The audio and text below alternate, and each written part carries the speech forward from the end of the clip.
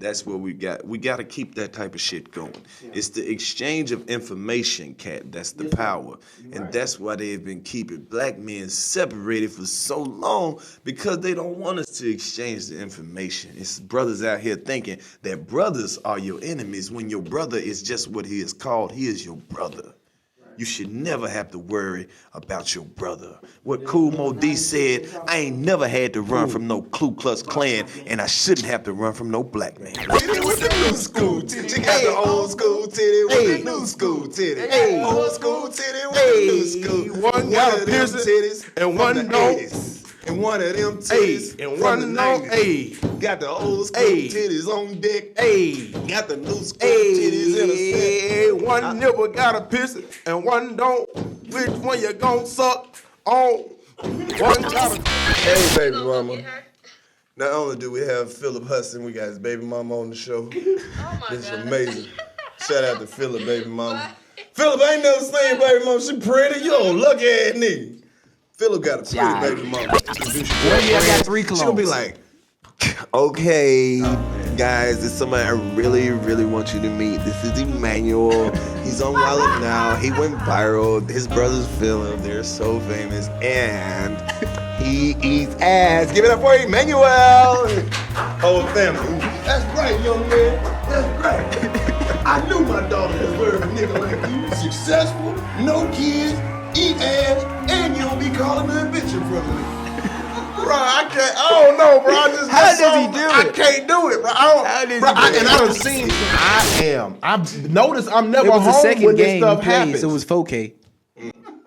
I noticed I'm never home when this stuff happens, so we got kicked out again. Yeah. So once we got kicked out, I told Phil, I said, boy, we got to go our separate ways, boy. So then that's when y'all said, fuck. And it. well, That's when you Man, wise. he acts like it's all me. This man to get 19 noise complaints within the same hour. On the phone with the folks, turning it up. I understand, turning it up as we speak. As he spoke. He turned it up as he spoke. You know what I mean? Y'all just some real. And I got my ghetto-ass- hoes in them. We on rhythm to the beat. He playing in the next room. Damn. You know what I'm saying? What the music wasn't even in our room. See, y'all got hoes, loud music, niggas throwing parties. Don't affiliate me with the thuggish brother, man. Right, well, It's y'all- the that was thuggish in the- bruggish feel. 85. 80. That's some gangster shit, though, man. I've been fucking with y'all since the inception. My nigga, you been on Wild Now, killing it. How you feel about this season? Hey, man, I'm not gonna lie to you. Wait a minute, what you mean how I feel about this season? Nigga, I know. I was there. I'm just Okay, asking. me and Karlous got the MVP award this season, man. So, you know, not that it means anything. Yes, to, it do. To, well, Don't let these niggas think it don't mean something. well, It they don't means really. something. Well, I put it like this. Me personally, you know, I'm appreciative,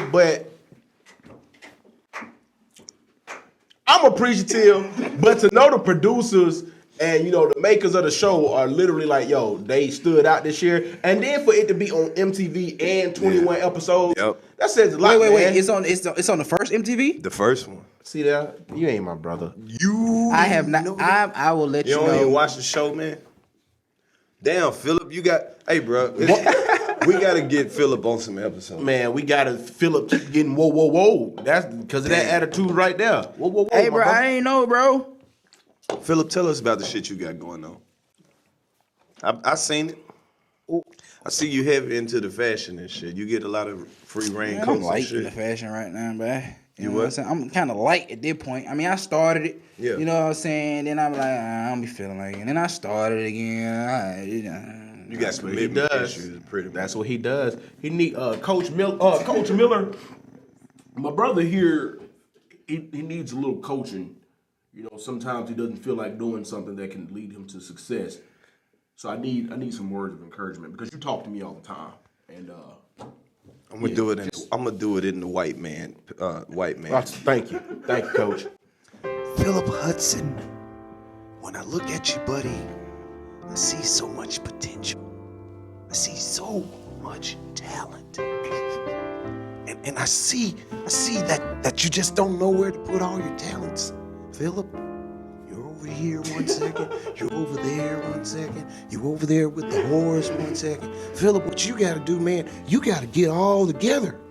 You can't be out there all separate, man. Once you get separate, you ain't together. And when you get together, you ain't separate no more. Mm-hmm. Now, see, your brother called and he said that he loved you. Did you hear what I said? Your brother said that he loved you. That's the first step right there, Phillip. That's the first step. You gotta have somebody that loves you. When somebody loves you, then you get all your stuff together so you won't be separate no more. Then you're together. Long as you stay together and don't get separate and somebody loves you, you can do whatever you want to. Whatever you want to.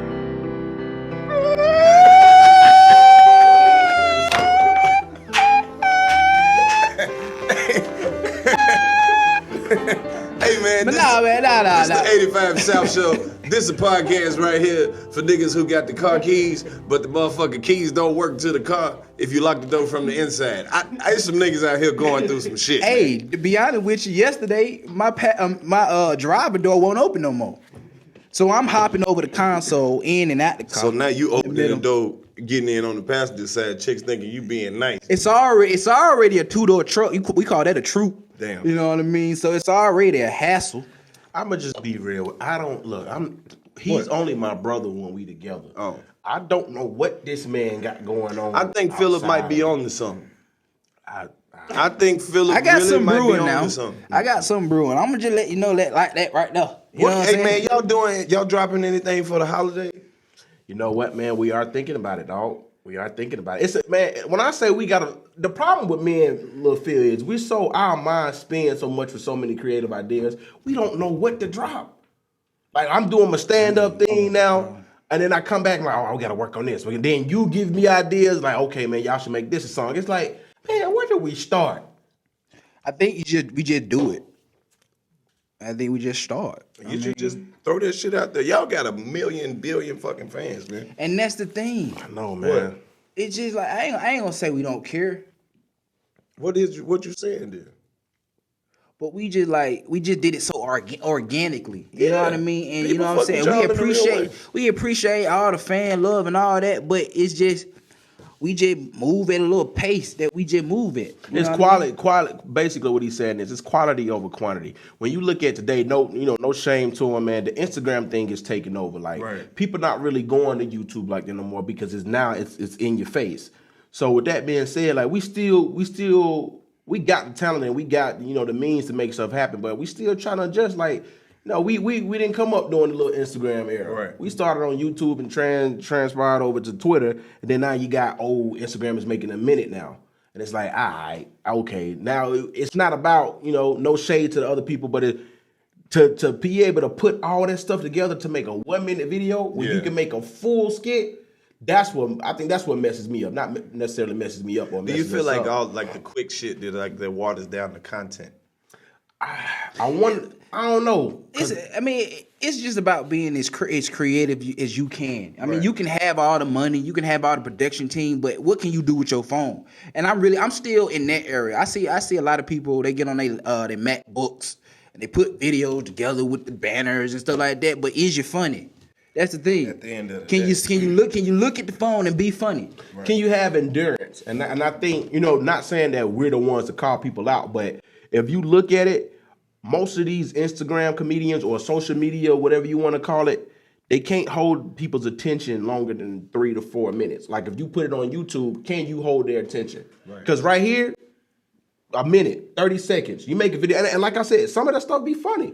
But if you try to put it all together, like, will you still get that same amount of views? Will you still get that same amount of love? Because it's tough. You know what I'm saying? Like we said, and that's one thing I like that we did come from. We came from the YouTube era where we got your attention for 4 to 5 minutes. Yeah. So it's easier to kind of do it on Instagram. But it ain't no shade, you know what I'm saying? Because you got a lot of people out here that's really doing their thing on Instagram, putting it together. It's remarkable, really. It's really remarkable. You know what I mean? I commend them. Yeah, get your money the best way you can. Whatever. I'm one of them people who feel like whatever the fuck you good at that you could do better than anybody else, do that shit. No, I wouldn't say that all that shit. Because you got hoes out there that suck. Don't worry about it. If you a hoe, be success. the best hoe. Suck everybody. Be dick. an Don't be no elite halfway whore. hoe. Be a real hoe. Fuck everybody.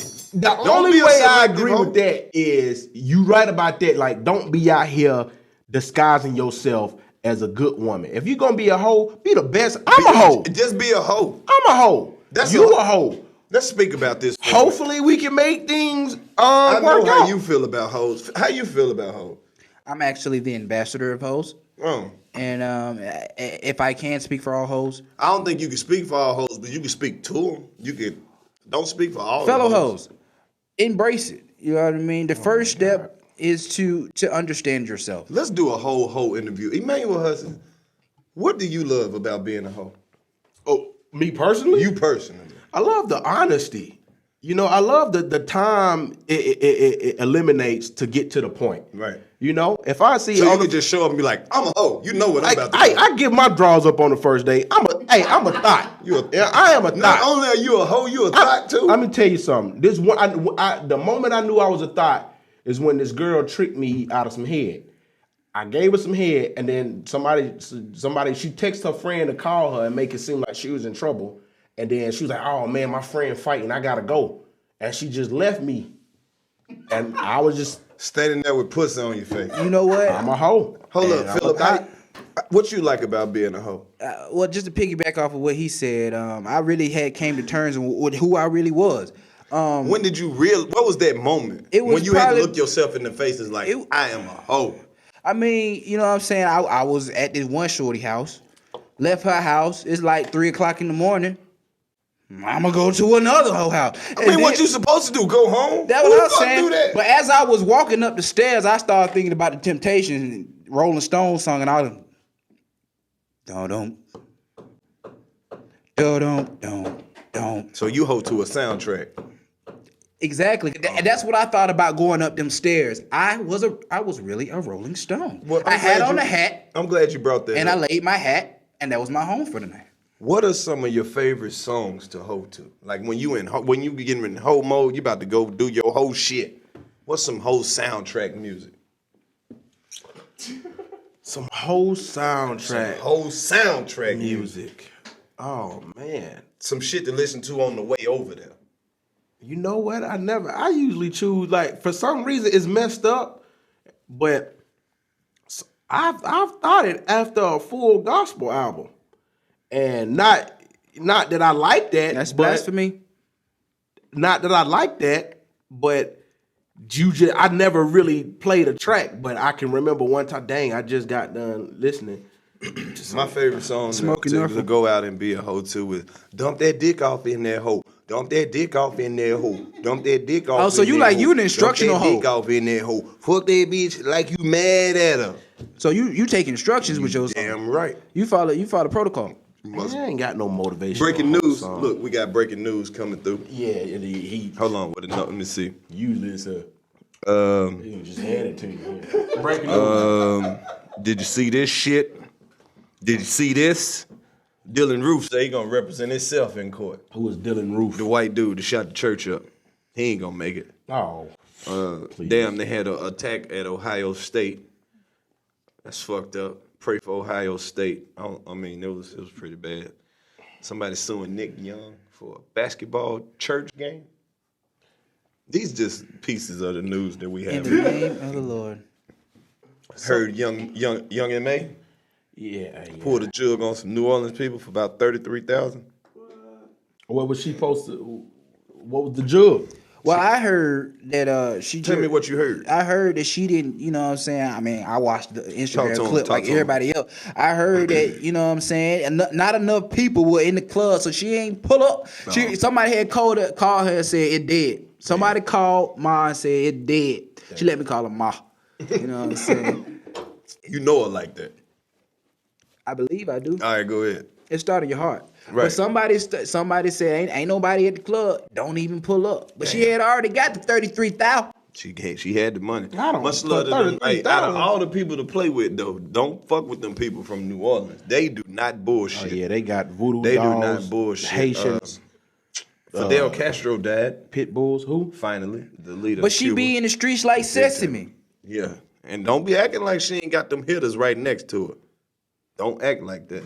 Oh yeah, I ain't gonna Yeah, so Fidel Castro died. A lot of Cuban people happy about that shit. I don't even know who that is. Karlous, He's the look, dictator all right, of look, Cuba. who? How do you? The what, dictator what's up, man? of what? Cuba giving Jew? You know, well, I'm an old nigga and shit. Like when you get older, you'll start liking the news. How old are you, knowing what Karlous? the fuck 24? going on. Yeah, 24 plus 10. Hold on, right quick.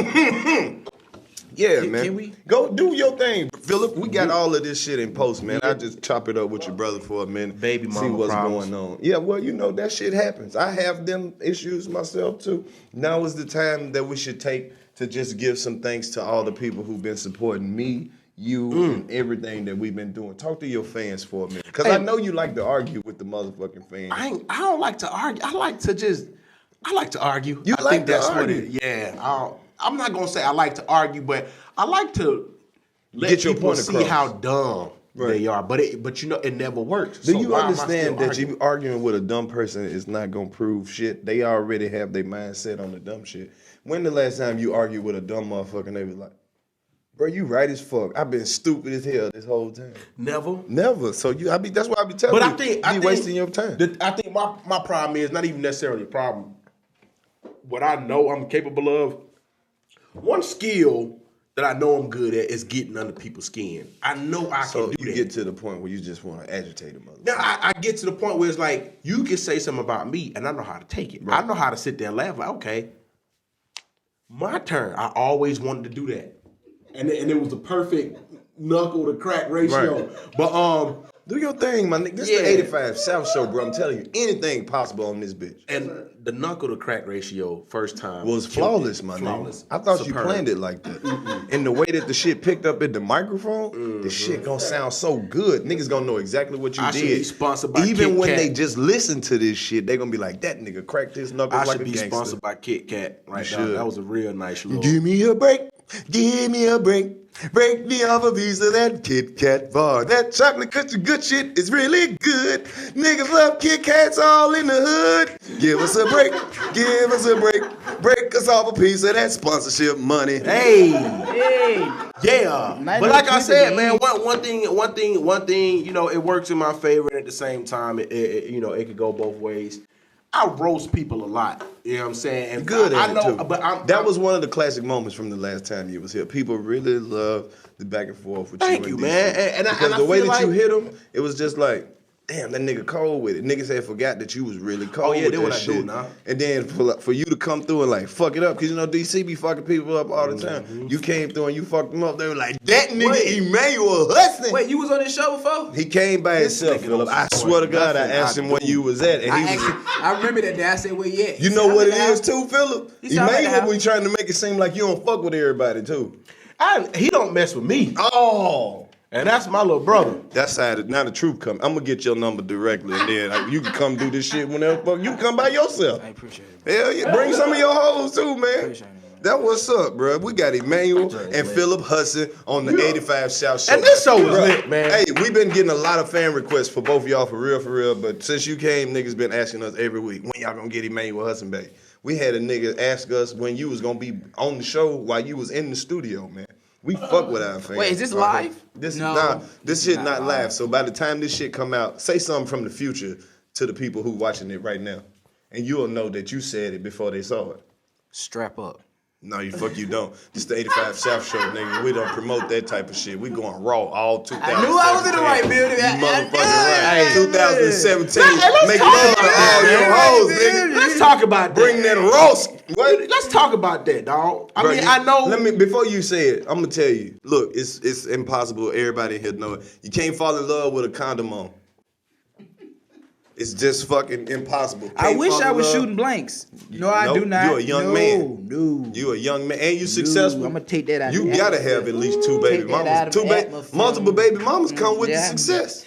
Come I don't know on, why you still pulling out. Come Oh, on. who said I pull out? You. Who said I You. pull out? Where your babies at? Come on. What your credentials? Yeah, I man. got one. This nigga here, you done let your little Catch brother up. get a bitch Hey pregnant. man, before I you- wasn't gonna say nothing, but I got a few I'm running around. But I don't want social media in my business, bro. You can't say that type of I shit. knew They'll it, take bro. this shit. I and knew run it. with I guarantee Be you, on look, media, take I out. get DMs all the time of my child, and they'll say, "You know that's your child, right?" And the baby look exactly like me, but I ain't gonna never release it. Right. And I pay the hoes off. Do it.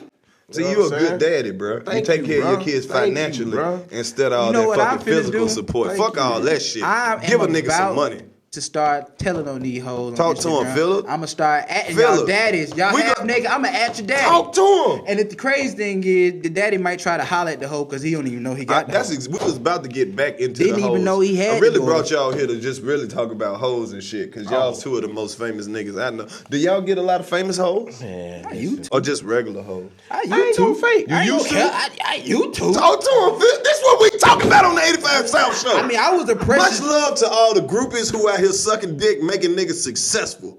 If you out here fucking celebrities and athletes and ball players and shit, I'm talking to you, because your pussy got something to do with that success. Sucking You think dick? these niggas just get successful because they good? It's the bitches that they fucking with that's pushing them over the top. And I didn't even mean to say bitches, because I mean this with the utmost respect.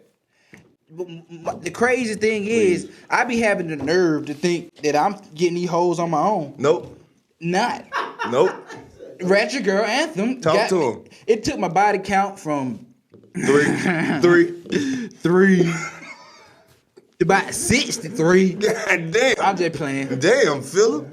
I'm just tell you, playing. I Don't like fuck this. 63 hoes. Your I'ma dick gonna tell turn you, into I a like beat. this. my I'm just. nigga. I am just playing. Maybe Famous I'm for real. famous Okay. females are the same as any other female, and it be crazy too. Yeah, when I go out, I don't expect nobody to know who I am, but I do. It's a lot of famous females that know exactly who I am. I knew we was them niggas when I had made a premiere on Nashville. Talk to him. The television show Nashville, and Hannah Panettiere, I think that's how you say it. Hannah Panettiere. whatever her name, Something like Panini. that. Panties, I think. Whatever. I kid you not, she came on set and started singing the Ratchet Girl anthem. This is my wife I'm talking about, y'all. Wow. My white wife. Wow. And she started singing the song. She said, "I know exactly who you are." Took a picture with her and everything. And I said, "Yo, I've been crushing on you since Remember the Titans." Damn. That's That was crazy. that was a hell of a story. Phillip, do you have any famous horror stories? I don't. I may have felt on a couple of them girls from Love and Hip Hop booty. I think I might have squeezed the titty from Flavor of Love or something. Oh, Phil? Yeah. Erica Dixon. Let me tell you what happened with her. Oh, Erica shit. Dixon said, "Hey, you want to be my boyfriend on the show?" And I said, "Yum." And then she got back to me. She didn't get back to me. I had to ask her. I said, "What's up with the show?" You know what I'm saying? Like, whoop. They didn't want you on the show. They thought you were gay. Hold up, wait a minute. This No. is an 85 South Show exclusive. No. We gotta go back. Wait a minute. 85 South Show exclusive with the Hudson That's what brothers. she said. Phillip I'm Hudson not gay. is giving us his Love and Hip Hop story. You were asked to be somebody's boyfriend on Love and Hip Hop? Erica Dixon, and you can quote me on that. That's Erica Dixon. That's ERICA Dixon. Okay. And she said, ways you can spare Eric. "Do you want to be my boyfriend?" I think she would choose me a little bit. We had this little play or whatever. What was the play called? What You're gonna love, keep dancing. what love, retarded, man. what love will make you do? Right. That ain't the play. No, that was a movie. That's that the we was me- in, my- Phil. Oh, God. That was a plug. That was a little plug. Go out there and get that. It's on DVD right now. I'm fuck with this nigga. Slick plug. But it was what's the name of that play? It was at the Fault one. It don't one even time. matter because the niggas Just go didn't ahead. even Fuck pull it. this He shit. didn't even bring You it took up. way too long to he remember was the a- fucking he- name He of was the a shit. he was a scammer anyway. Fuck him. Anyway, she said, "You want to be my boyfriend on the play? I mean, on Love and Hip Hop." I said, "I do." Put in the word, and then I said, "So what's up with the show?" You know what I'm saying? I'm ready. And they said, "Well, they passed on you. They thought you was gay." That's some bullshit. This show Talk is about for that niggas who not gay but gay. This what? If they passed on my brother because they thought he was gay, That's what she told me. that's crazy. That's Well, what she told me. let's talk about the shit then. Y'all did the video and went viral and shit. People come and say this type of shit all the time. All How the you time. deal with I this ain't shit? gonna. I'm like, look, I ain't got nothing to hide now. Hey, I was gay on accident. I was on act. Los, hear me out. All right, fuck it. Hear me out. The dude, it was this one dude that walked in the bowling alley, right? Los, I'm telling you, it ain't like that. Oh, okay. Everybody been gay on accident before. I don't know about that. The thug, he was a thug nigga, and he came up to me and said, "Hey, dude, you that funny gay nigga from YouTube, right?" And I was like, "Nah, I ain't gay, but I appreciate you calling me funny." I kid you not. He lifted up his shirt and had a pistol right there and said, "I said you that funny gay nigga." I looked that man dead in his soul and said, "She Ratchet, hey yeah, nigga. Hey yeah, Nigga, that shit saved your life. I saved my life. You scared me with the setup of that story. I didn't know where the fuck that story was going. Listen. But when you said the nigga had a gun, long as you ain't had to touch the nigga, I was okay, that's acceptable. But I ain't trying to die for not being gay. If that nigga pointing his gun at me, hey, nigga, hey. No, you're right. I had an anonymous text me. I got an anonymous smiley face emoji. I'm like, and I'm excited. Oh, okay. Because it's been a drought, you know what I'm saying? Shit. It's been a Sahara in my phone. I'm like, who this is? I'm excited, you know what I'm saying? Every time it come, I'm ready. You know what I'm saying? And I said, well, who you with? And they was like, I don't want to say. I'm nervous. I said, man, come on, man. It's a safe zone. You know what I'm saying? I'm right. That's how you make them comfortable. Yeah, This is a safe zone. You could be who you want to be on my phone. My name Walter. I burnt my phone. Damn, man. I burned it. I didn't know that fame had this kind of dark Niggas, side. but see, that's the thing. Niggas want to I mean, I'm flattered. No, okay. What the fuck? Niggas, flattered. Niggas act like this Politely stuff don't decline. happen. Nah, Nigga I'm said, straight I'll up. pay you. We just talking about it. It like this stuff, bro. When you reach a certain level of fame, niggas really do like this stuff. Really do happen. And when you a certain level of fine. I've been tried a hell of time before. One nigga told me my butt was fat. What the fuck? Do you know how mad? Like, okay, I can't say that, but like I'm moving into my this is when we moving into the high rise, right?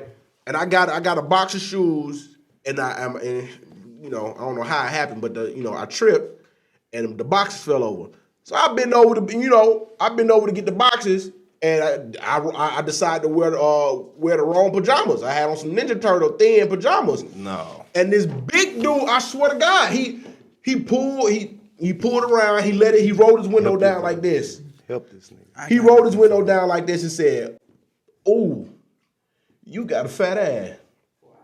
I turned around and I looked at him. I said, "Yo, what did you say to me?" He said, "You got a fat ass." And then he looked at my homeboy. He was like, "Is this your boyfriend?" Wow. And you can't really just you can't go off because you. But it's like, hey, bro, I ain't with all that, man. Go on about your business. Your first mistake was you dropped some shit. Real niggas don't drop shit. If you drop it, you leave And why the fuck did you bend over? You don't bend over. This is Atlanta, nigga. You squat down. You get on a knee. You get on one knee. Nigga. You don't fucking bend over. You know where we stay? You got to see. That's the shit I'm talking about. No. You got to be prepared for this type. You got to be on alert. This was before Atlanta was gay. No, this was the first gay. Couldn't have been Atlanta. that long ago. Couldn't have been that long. It was Phillip. What was the highlight? This was 3 years ago. Don't bring me Yeah, into this. it was gay as hell about 8 years ago. I'm trying to tell you. So Atlanta been gay for that long? Atlanta been gay since '96.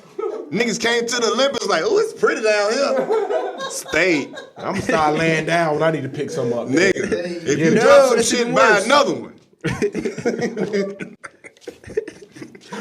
That's you funny. set yourself up for that. You could, cause Well, I ain't, man. That's you just could, nigga, anything could. So I'm eating this motherfucking big ass banana, right? This goddamn gay nigga come across the street like, you eating the fuck out that banana. I said, I beg your pardon.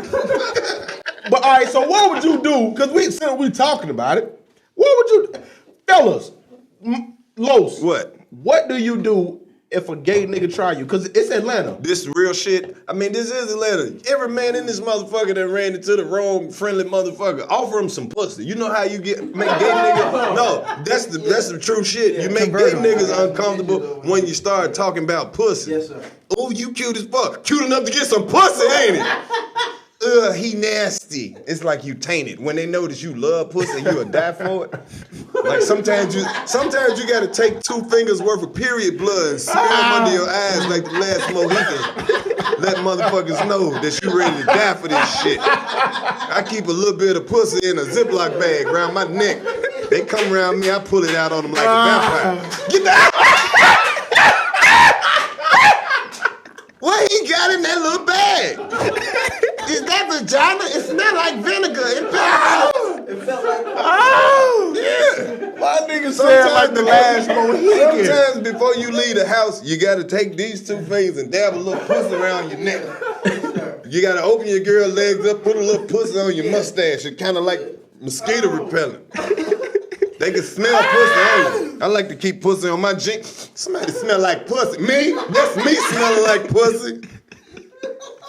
Pussy. I like pussy, but now that like I'm getting a little older, I like pussy. Pussy in first place to me. I like pussy, but I'm a favorite. Coochie, some of my favorite shit too. I love some coochie. How long? What? No. Elaborate. Enlighten me. I love pussy is amazing. Like pussy get up at 9:30, got to be at work at 10. Got some 401k saved up. She got a nice safe little Benz with the seatbelts and shit. With the little camera to back up. That's what pussy is. Pussy like is a professional. Okay. But coochie like a waitress at the motherfucking strip club. Coochie get $500-$600 a night. She sleep all goddamn day. She go out in public, her hair don't be done. She be catching rides with people. That's what I like. Coochie. You finna mess around and get a new disease. No, I'm not. Messing with Why coochie. would you speak such negativity? God forbid, you get a new disease. Why the fuck I gotta get the hypothetical disease? I said, God forbid. That's what we're gonna call it. You gonna get a hypothetical disease. You got the hypothetical. Doc, what is shit. this? Well, That's you. hypotheticalism. You don't want to be the first one with the new shit. I mean, you got the promise you that. The doctor come in, well, look, we don't know exactly what this is yet or what this might do.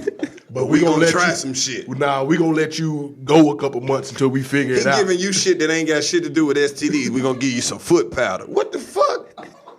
And take it anally. Snort this shit. Boop, pause. Yeah. Phil, hit the pause button on This that. is the 85 South Show once again. I am in here with the Hudson brothers. It's lit. Damn right.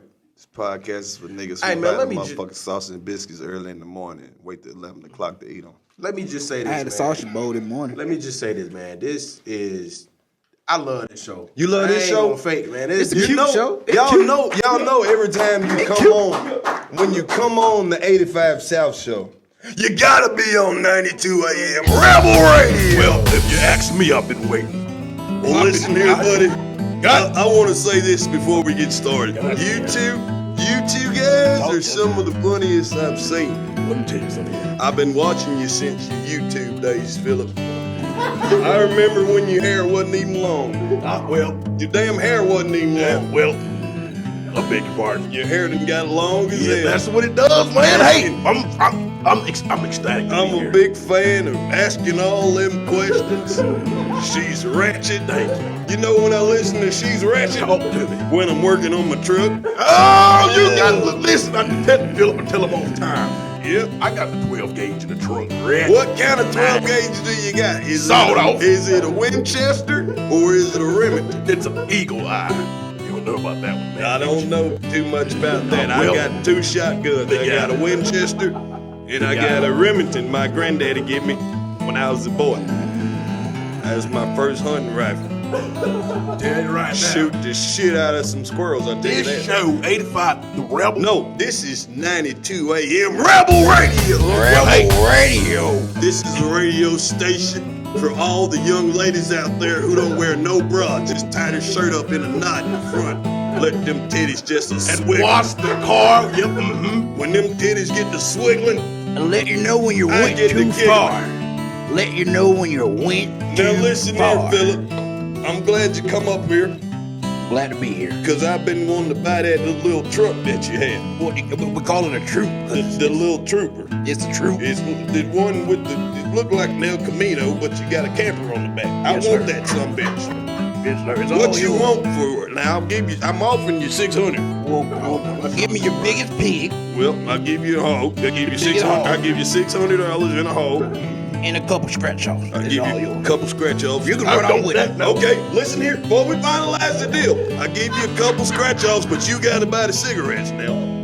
You're not gonna rob me. We're like the camels on Newports. I want some Newports. I He's a start port man. smoking them with my black He's a port friend. man. Listen here. I want to say one thing. I've been listening. I've been on this show for a long time, and I was reading through some Rebel Radio comments. This motherfucker Rodney, Oh, Rodney. Fuck Rodney, first of all. All right, well, hey, man. Listen, He's a good one. on both platforms is fuck Rodney, but somebody really said some fucked up shit to Rodney, and this time I gotta defend Rodney, cause listen here, Buddy gonna DM Rodney's wife. Now that's that man's wife. Somebody DM Rodney's wife and ask her, was she single?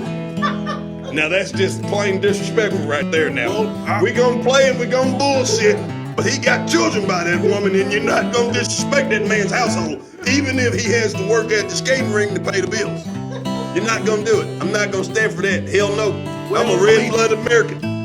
Cousin Rodney, he has problems all the time. He damn sure does. I'm just gonna let you know now that his wife is his sister. His wife is his sister. You know how we do. Just keep it in the family. Well, hell, he shouldn't have married that bitch girl. I told him, marry your sister, not your cousin. Didn't listen to me. Now what we gonna do about this truck? You gonna bring it over here, or I'm gonna have to come get it? Oh, you can just strap it up to your, I see your bubble Caprice out there. Yep. You can just strap it up to your bubble Caprice. I sure as shit won't do that. Well, I got a couple jumper cables you can just tie around. That damn Caprice is a family car. Well, We go to church in that now. Wow. Yep, church. well, it's a nice wholesome car. Yep. Well- It's a nice wholesome car. Yep. Well, if you must, not that you're interested, Talk to I me. got an F-150 outside. What year right is it? there. It's What about year? 1913. Well, listen here. This is what I tell you to Steel. do with that Ford truck. You take your shotgun and you shoot the shit out of it. The only goddamn thing a Ford truck is good for is driving to a Chevrolet dealership. 92 AM Rebel Radio. We don't drive no fucking Ford trucks over here. That's for fucking rednecks and hillbillies. Well, wait a minute. What the hell are you? I'm not no fucking redneck, and I damn sure ain't no hillbilly. And I definitely, sure as shit, don't drive no fucking Ford. Well, I do. So if anybody's looking for an F, Well, you can get the fuck out of here in your fucking Ford. what I do, bro? You Well, I'm said, not going What'd I do? I'm going to tolerate you. you're good, buddy. Well- Phillip, you can stay till your goddamn cows come home. But this motherfucker here, this motherfucker with the Ford, he no fucking way. You shouldn't never said that shit to me, buddy. You got me pissed off now. I got sponsored by Red Bull. I got sponsored by Chevrolet. Sponsored by Mountain Dew, Diet Dr. Pepper, DuPont, Winston cigarettes, Newport cigarettes, Hennessy, Jim Beam, Goodyear, Jack Daniels, Goodyear. Hell, Jeep Wrangler was sending in some paperwork 2 weeks ago. Michelin tires. Who else got that? We got a whole list of sponsors over there. Dick's Sporting Goods sent us some tents. Skoal. Speaking of cows, Chick-fil-A sent us some chicken sandwiches. Hell, we've been talking to Mayor Kasim Reed. We're gonna get some property out there by the airport so we can do a racing event. Kasim. I don't know if he's a Muslim, but his name is Kasim. I thought it was kissing me. It's Kasim. It ain't kissing me? Nah. Man, this is the type of shit we be doing over here, man. We'll fuck around and we'll do any voice. You do voices? Well, not really. I only have one voice You do that I really voices, do. man? I do a little something. Let me hear some. Just some random shit.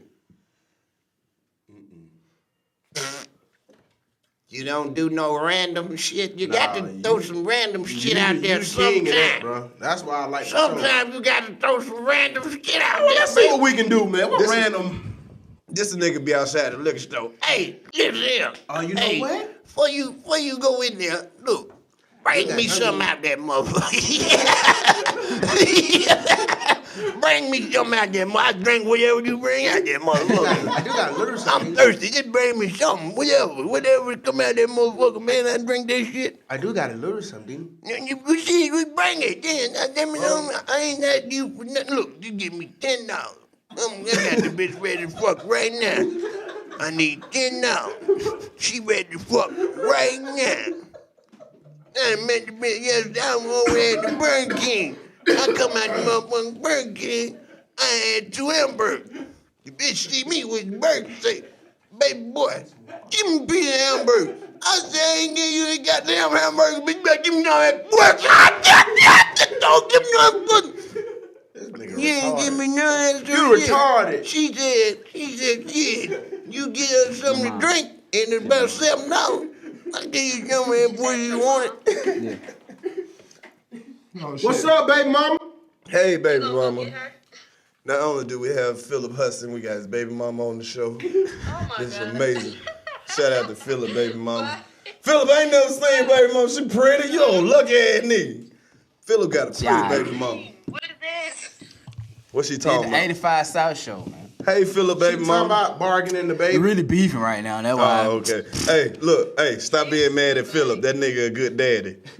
This is coming from the staff at the 85 South show. Hey, come on now, girl. It's the 85 He's South a great show. dad. She at work like you got your baby mama working? Hey, man. That what's up, bro. You a real nigga, It builds man. character. You a real nigga. It She got a builds job. character, you know what I'm saying? Hell yeah. It builds character. Right. Fuck that independent shit. Cool though.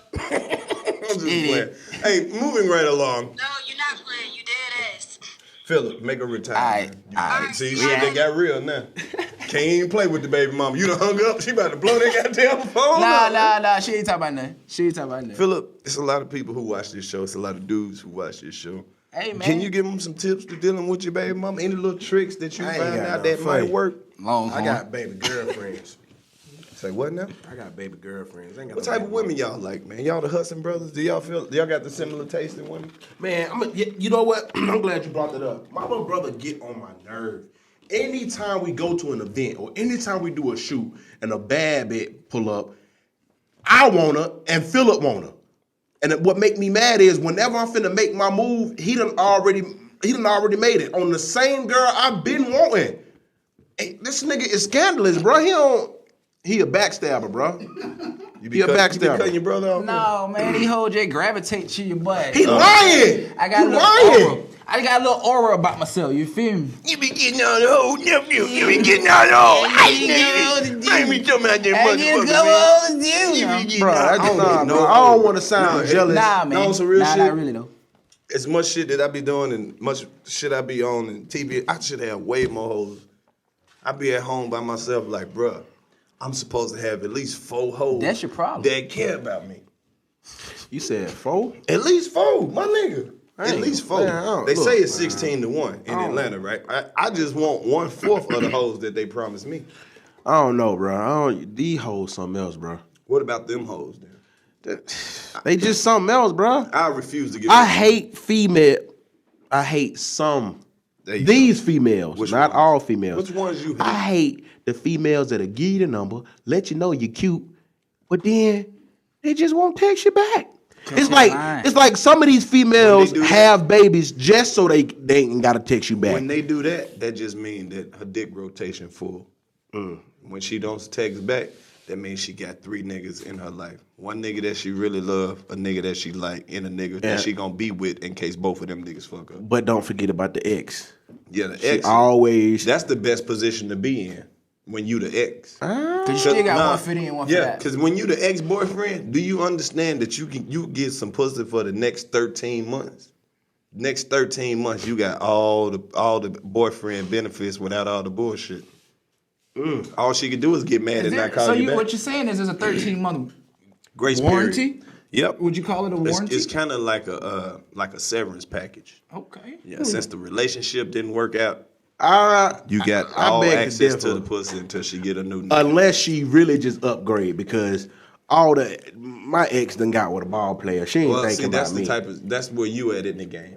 The average chick not gonna be leaving a nigga for a better nigga. That's a very rare case where she leave for a better nigga. And when that does happen to you, Kosher, you should just congratulate her. She met a better nigga than you. Oh. That's kind of like when one of your chicks get a scholarship. What? You be like, shit, look at that nigga about to take care of my baby, about to buy her a big ass house and buy her a Benz and buy all that shit that I ain't want to buy. Look at this nigga loving But her she and a taking hoe. care of her.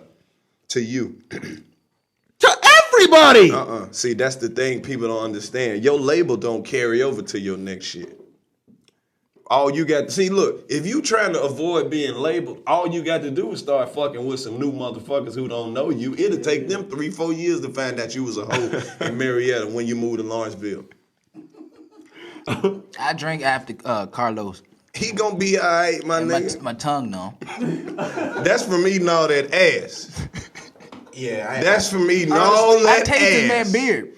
2016 was messed up because everybody was eating ass. I'm not gonna lie to you. You I ate haven't- some ass. No. You a lie. I have yet to eat. I've heard that You women eat- go crazy over it. You but I eat haven't- pussy? Yes. Well, you done ate some ass before. No, nigga. Nigga, they this close together. It don't matter. I know what I'm doing. All right.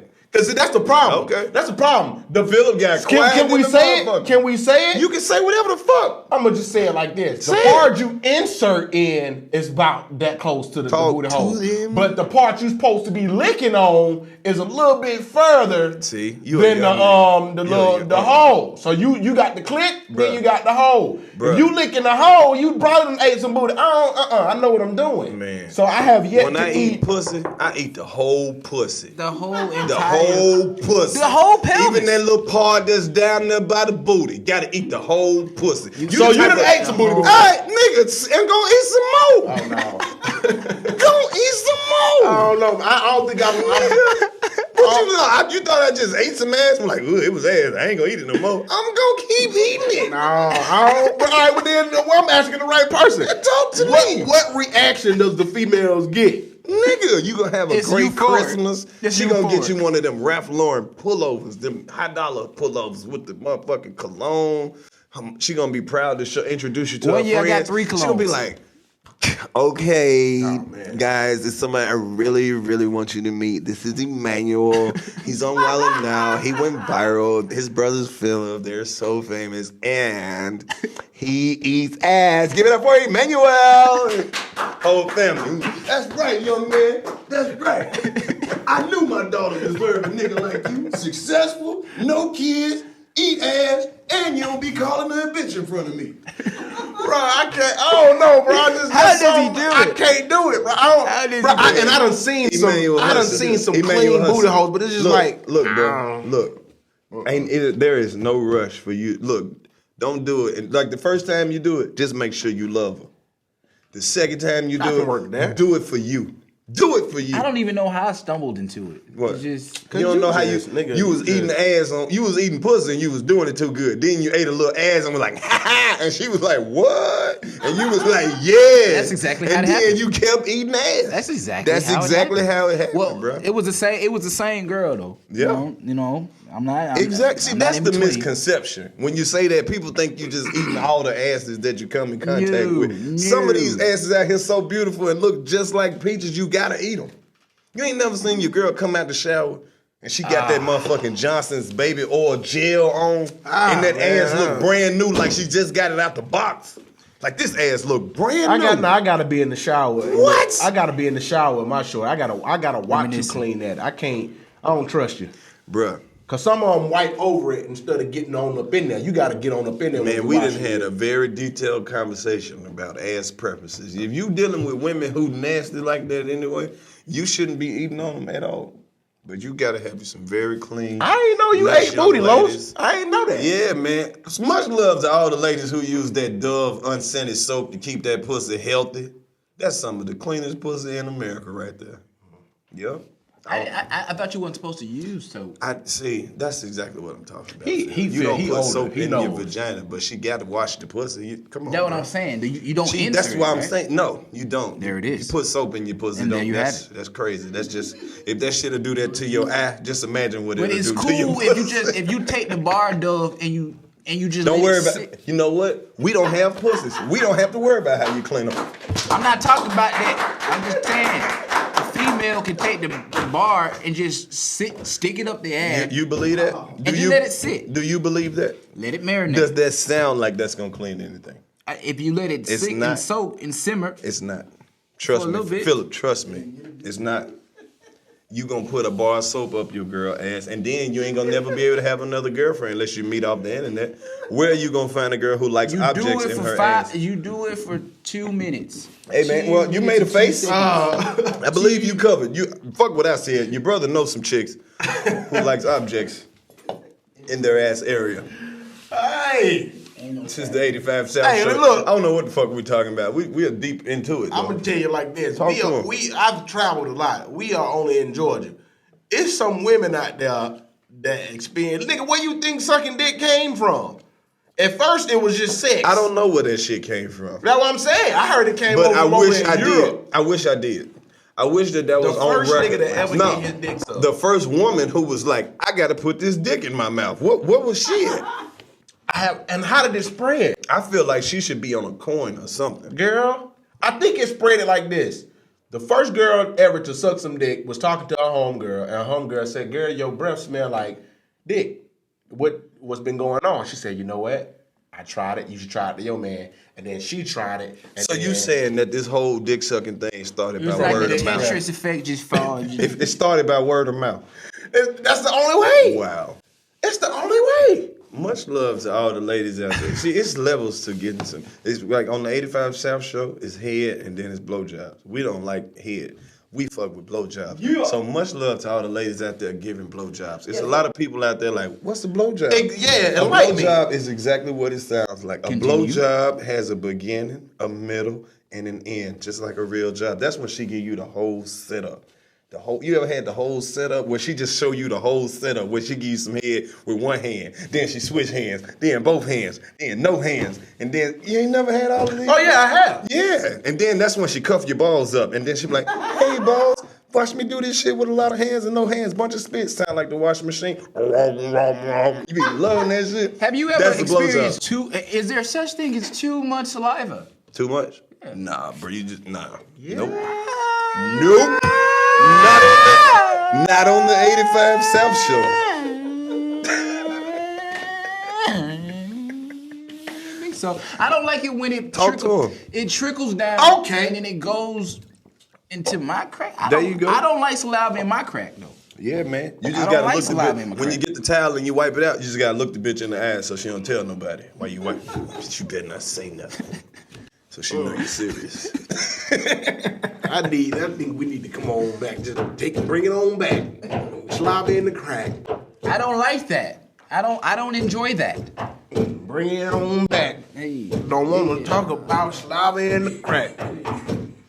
We need to bring it on back. Bring it back. Talking about slobber in the crack. I ain't never had that happen. What girl you messing with? The only girl I'm trying to eat, the one that God bless me with. Cause that's what I do. I eat pussy. Hey, as long as it took me to do that, you think I'm about to eat crack? Well, you whack. Stop that. I don't do that. What Don't you try. dealing with? I'm about to crazy. Got spit in the crevice. Don't do that. It's moist though. Hey, it's moist ho.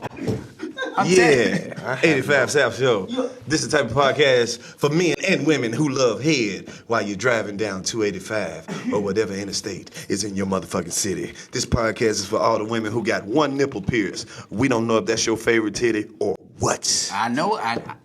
You hit on all cylinders, man. You know what I'm talking You hit on about? Sometimes all- I hit That's why I love the sometimes show. I like to hit them with the radio That's voice. crazy. You are listening to the 85 South Show. This is a podcast you got for one? niggas who don't have no job, but you go look for a job every day and be through by 2 o'clock.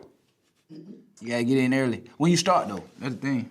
The Get man up is in a there. genius when it comes to this show, man. It's just Hey. a genius. You want me to say some more shit? Much love to all the ladies who got that clit that stand out in your panties when you got your panties on and you got your pussy print and then your clit got its own print. How you doing? Yeah. Hey, the nipple ring Baby thing dick. though. The nipple ring thing, I've come across with a one nippler. Right.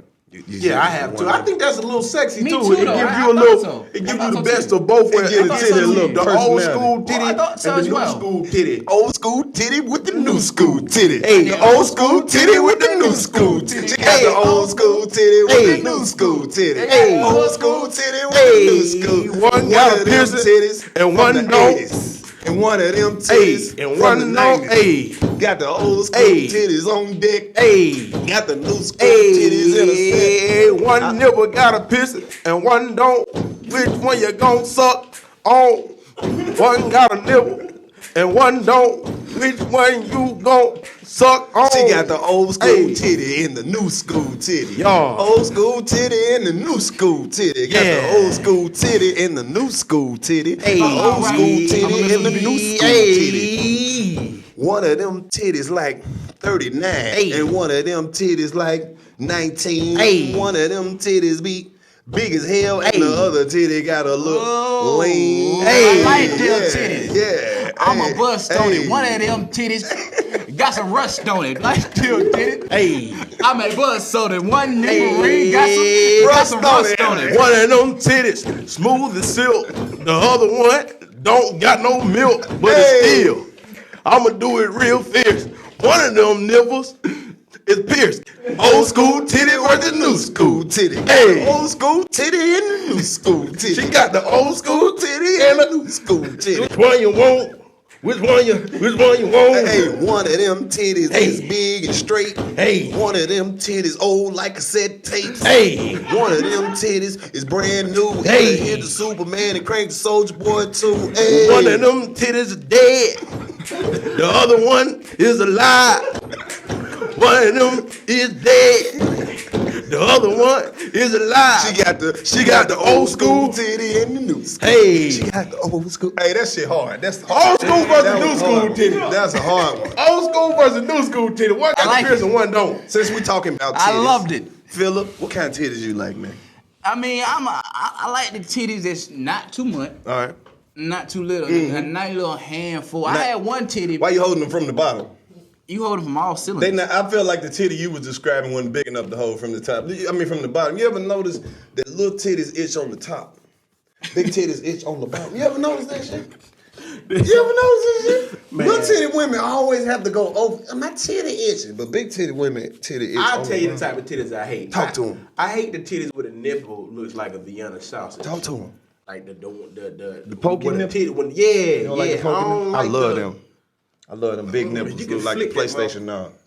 Yeah, I don't like know. them. I don't. I don't like them little smooth nipples. Like she got the fat man nipples that be smooth. Fat The little man nipple that nipple. poke out. Shout out to the little poke out nipples. Nipples that be sticking out through the shirt. Phil gotta go. He got a baby. Tell when you cold. Phillip, you out here? You about to leave? I got a baby. You got a baby and shit. It's all right, Phil. It's all good, The 85 South bro. Show I'm here. telling you, man. Hey, I appreciate you coming to fuck with us. If you got a dipset, man, we just wanted to get y'all in here and talk some shit and catch up with the Hudson brothers and I'm let here, y'all man. know. Don't have kids, man. You won't be able to be on the guy. Just want to let y'all boys know 85 where we at. Let y'all know this the new spot, and y'all know anytime y'all want to get some shit off or come through and talk some shit. here, man. You more than welcome. We're gonna definitely. We got your support. So anything y'all got new, send it to us, man. We put it on the page, and it ain't like y'all need our little pussy ass help, but shit, we go do it because we fuck with y'all. You I feel do. me? You know what I mean? I need all I can get. Phillip, shut the fuck up. That boy got a baby. That boy got a baby, man. Anyway, what you got coming up, man? Hey man, like I said, man, we got the new season of Wild now. Karlous know that, and me and Phil just dropped the song. What's it called? It been dropped, but we just dropped it. We Right. we plan on doing a video for it. People calling it the new Nuck If You Buck, man. What's the song called? It's called West Up, man. It's called West West Up. Up. West Up. West up. How I go? Go crazy and post, my boy. I go. Most definitely, man. I ain't feeling myself. Yeah, man. Hey, man, your music career, that's a whole nother separate thing. You know, my favorite song still to this day is So Wrong, man. Oh, What you man. doing with your music? Hey man, to be honest with you, dog, when it comes to that music, man, like it's a whole different ball game. But what I do like though, that the song So Wrong, it made it on Battleground, and it won 2 weeks in a row. And the best thing I liked about it was nobody knew it was me. Yeah. Which is a good thing because now when you try to put out serious music, people try to give you that excuse. You know, oh, I can't take them serious. You can't deny good music. Don't Right. sit there and listen to the song and then say, I can't take him serious because he's funny. You like good music. Just don't hate, appreciate. So the fact that it was on Battleground, they won 2 weeks in a row. They was just like, man, yeah, number two. What song is this? And I'm just listening, just smiling because I'm like, All right, so Dig, you You know, know? we in the magic of post, when we drop this segment, we're gonna put the So Wrong clip up, and people gonna be like, where the fuck can I get that? And Hey, that man. song is hard. you can get that on the iTunes, you can get that on the YouTube. Like, to be honest with you, dog, I gotta just start dropping stuff, man. Like, That's what I've been telling Gotta you, start man. dropping And that's stuff. what I was trying to show motherfuckers when we brought the 85 South show to the table. It's like, bro, we all really fuck with each other. Mm-hmm. And we kick shit off all the time. It's like, bro. And you know all them times where we be like, man, somebody should be recording this shit.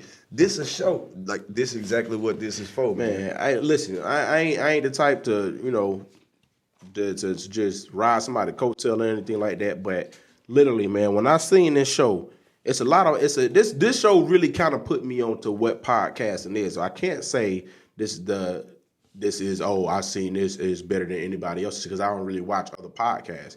This show taught me what a podcast was, but when I watched this podcast is for niggas who don't know what a podcast is. But said that on the first episode, when nigga. I watched it, I said, man, it's something special about this show, and I ain't the type to ever say it because that sounds too cliche. Right. But to watch this show and for y'all to have a different, intro theme voices or whatever y'all want to call it, man, you got my stamp all day. Like I literally be at home watching like.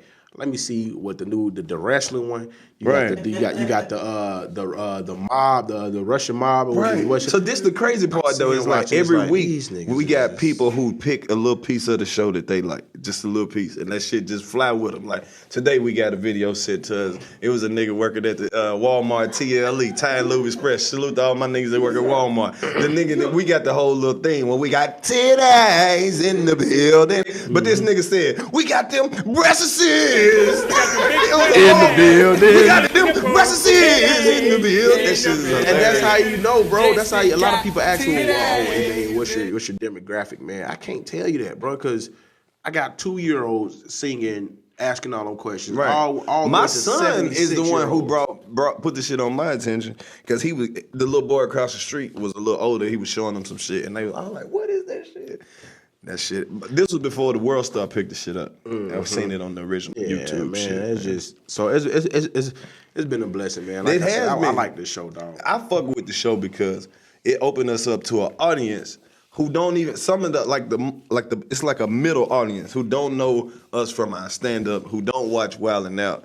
It's a real podcast audience of people who fuck with online shit, bro. We got people at the post office. We got one nigga driving truck. My nigga who worked for Pepsi drive overnight was like, nigga, getting these motherfucking drinks out, listening to the 85 South show on repeat. So I try to make sure I always shout these people out and let them know that we see them. You know what I mean? I don't know how far a podcast can go if there's ever like a super famous podcast, but to be a part of this in the beginning, to watch it grow, Right. This I don't know how far a podcast can go, but this is it right here. I don't know if you can get paid for doing podcasts. Yes, the fuck you can. But Yes, it's the one. fuck you can. You can get that check if you put it in my hand. I said, yes, the fuck you can. You can get that check if you put it in my hand. Can you get it I got in the a cash? podcast. We getting money. Hey. This shit is stupid as fuck. And it's funny. Hey. We got a podcast. Hey. We getting money. Hey, so what you telling me? What you telling me? You can get All you it in gotta a do check? is be funny and do a few voices and put the shit out and let the people make the choices. What you telling me is We got a motherfucking podcast. You can get it in a 85 South check. Show. or in cash. It's the 85 South Show. This a real good podcast. Get it in a 85 check South Show. or in cash. This the 85 South Show. This a real funny podcast. This is a podcast for all the strippers. Hey. Who be fucking like 4 or 5 niggas. Hey. I said the podcast for dope dealers. Hey. Who be fucking and tricking off on the strippers. This the Said the podcast for the losers and the winners. The saints and the sinners. Hey, I said the podcast is for the hoes. Hey.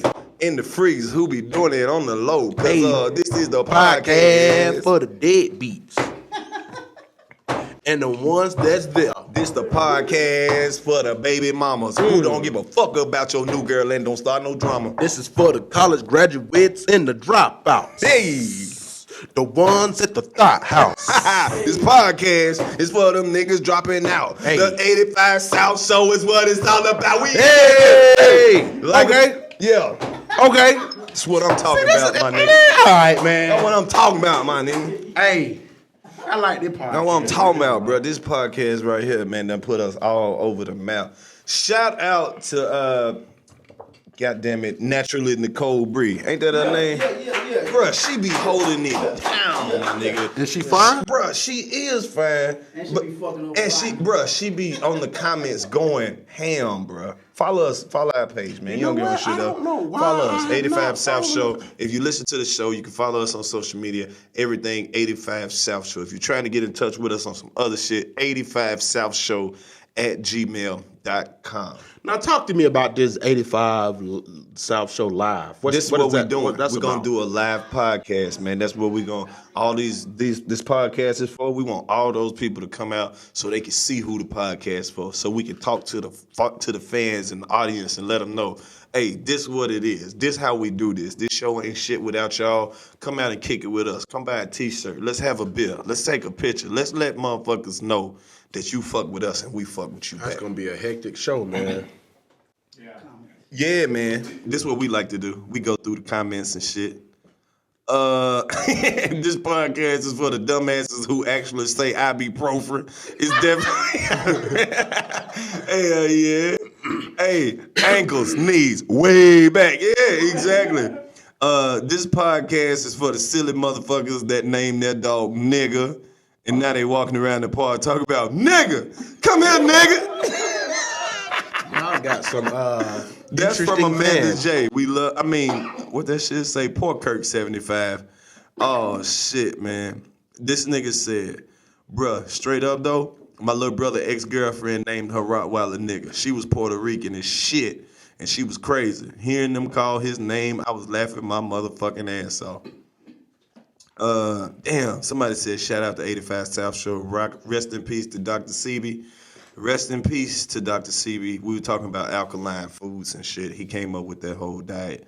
Dr. CB, his birthday was the other day. This my nigga Jeremy said this podcast is for niggas that get a little thirsty when B. Simone dance. Much love to B. Simone, man. She always bring them titties in the building. Yes, sir.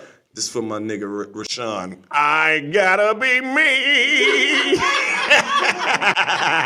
Nigga hit me on Twitter, said I woke up this morning singing that shit. Yeah, man. Let me see. This nigga Mark said this podcast is for niggas that smash all the hoes on his job and the new girl be the one he fall in love with. That's real. She won't let you fuck because she know you the office hoe. This nigga said this podcast is for niggas who pray before going in raw. You better. You better. Coach, you ever be going raw out here in these streets? Man, yes. Like with your girl? What advice would you give motherfuckers who go raw? Hey, Lauren, Just this YOLO? podcast is definitely for niggas who been selling dope for 20 years and still ain't got a car. Why the fuck? What the fuck? I'm gonna tell you about that raw situation. Yeah. Let's be real. Niggas really be, and females too. Females be the ones that hate condoms the most. Talk to him, bro. It really, bro. Like I said, man, I've been watching You know what Spartacus. though? I think they got niggas. I don't like the way they be having like they try to make it seem like niggas got all the diseases and shit. You don't hear white dudes at no fucking college party like, dude, you got a fucking condom, bro? You know why, bro? Why? I'm telling you, we already talked about this. Everybody knows AIDS is man-made because I'm watching Spartacus. Yes, it is. And this is back in the day before AIDS was even thought of. These niggas, they really out here. They would just smash it any and everything. They ain't have no condoms, and not one of them came back with no disease. So it made me start thinking, I want to be like Spartacus. So what I'm gonna do is I'm gonna raw dog every female, and I'm gonna just be like Spartacus. This story really ain't got no point. I just want raw dog. Hey man. I don't want to be the one who tell nobody what to do with their life. Hey, I'm I just telling hope you. I mean, we be bullshitting on here a lot, but if you out here, you doing your thing, at least have enough respect for yourself to go get tested and make sure you straight. You know, and I'm saying, like, this is real shit. Be considerate. Because you'll be looking stupid as a motherfucker trying to figure out where you got some shit from. Now you got to call all these motherfuckers you been in, and now you just fucked up. That's fucked up. You shouldn't be It inconsiderate is, like but that. I'm gonna tell you like this, ladies, go get tested, cause y'all the reason why niggas. Everybody go get tested. Now I'm saying, ladies, go get tested because y'all the reason why niggas find out if they got something. If you good, It's a lot of responsibility on if the you lady. good, we good. You know, if you ain't got nothing, I ain't got nothing. I really respect those ladies who know their vagina. You ever dealt with a girl who really just like know her vagina, know her cycle, know when some shit ain't right? No. I love a woman that take care of her. That's a pussy grown first. woman. You It's a got grown 2016 women. They don't know what they want to do with their Bruh, pussy. that's crazy. Well, we have discussed a lot of shit today. Hey man. I feel like we broke a lot of ground. Would y'all want to come back? We right around in the neighborhood, bro. You live in a nice part. You can tell. Yeah, it's an interrogation room for. I mean, how much? I mean, how nice do the shit really got to be to do a podcast, man? We got. But I think it complements the show. I think it complements Joe, these the motherfuckers think we ain't got no money, man. Show them motherfuckers our flat screen that we don't even be using, that we could be using if we want to be using it. Sometimes we use it. Bro, sometimes, you know what we're going to start doing? We're going to be playing the episode while we do the episode. Let's ball out on these niggas. Let's ball out. Hey, my nigga, I was reading the comments and my dog said, you got to zoom in on the titties because he want to see them. That's why we win with our audience. We do shit like that. We take what you saying into consideration, man. And much love to all the people who watch the show and they be fucking with the information that we be dropping too. It ain't just a bunch of silly shit. We drop some gangster shit in there sometimes too. Little information. She got the old school titty and the new school. Now Juju on that titty. Hey. Juju on that titty. Juju on that, Juju on that, Juju on that titty. Slide. Running on that nipple. Running on that nipple. Hey. That titty ugly. Hey. That's your grandma titty. Hey.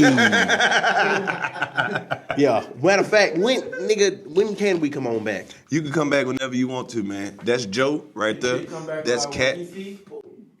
Yeah, most definitely. I would love to. We can do it tomorrow. Yeah, we can come. Yeah, come back. But we had to get. Had to get this shit because we ain't get to get like full one-on-one with Emmanuel, and then to the live show. yeah, most definitely. And When then is you know live what? show? You know December 13th, ain't it? That's my birthday. Yeah, hey, Yo. man. Hey, I seen that. I was like, That's okay, they what's doing up, something for the kid birthday. I like that. No, but on some real shit though, we appreciate you fucking with the show. You know what I'm saying? Because you know how we do it. It's not like we target marketing our shit, but when you got like your partner who fucking with the show, and it's not just because your partners and they actually like what you putting out, that shit mean a lot to us, dog. We've been putting this shit together for a minute. We're going on our 1 year anniversary officially. It's been over a year. To but be like, honest with to you, celebrate, we're gonna celebrate for Christmas because I we dropped feel out on like, Christmas. to be honest with you, I do feel like y'all, it's something that y'all ain't telling the world. I don't Like know what? if I'm wrong, Like what? but besides this live show,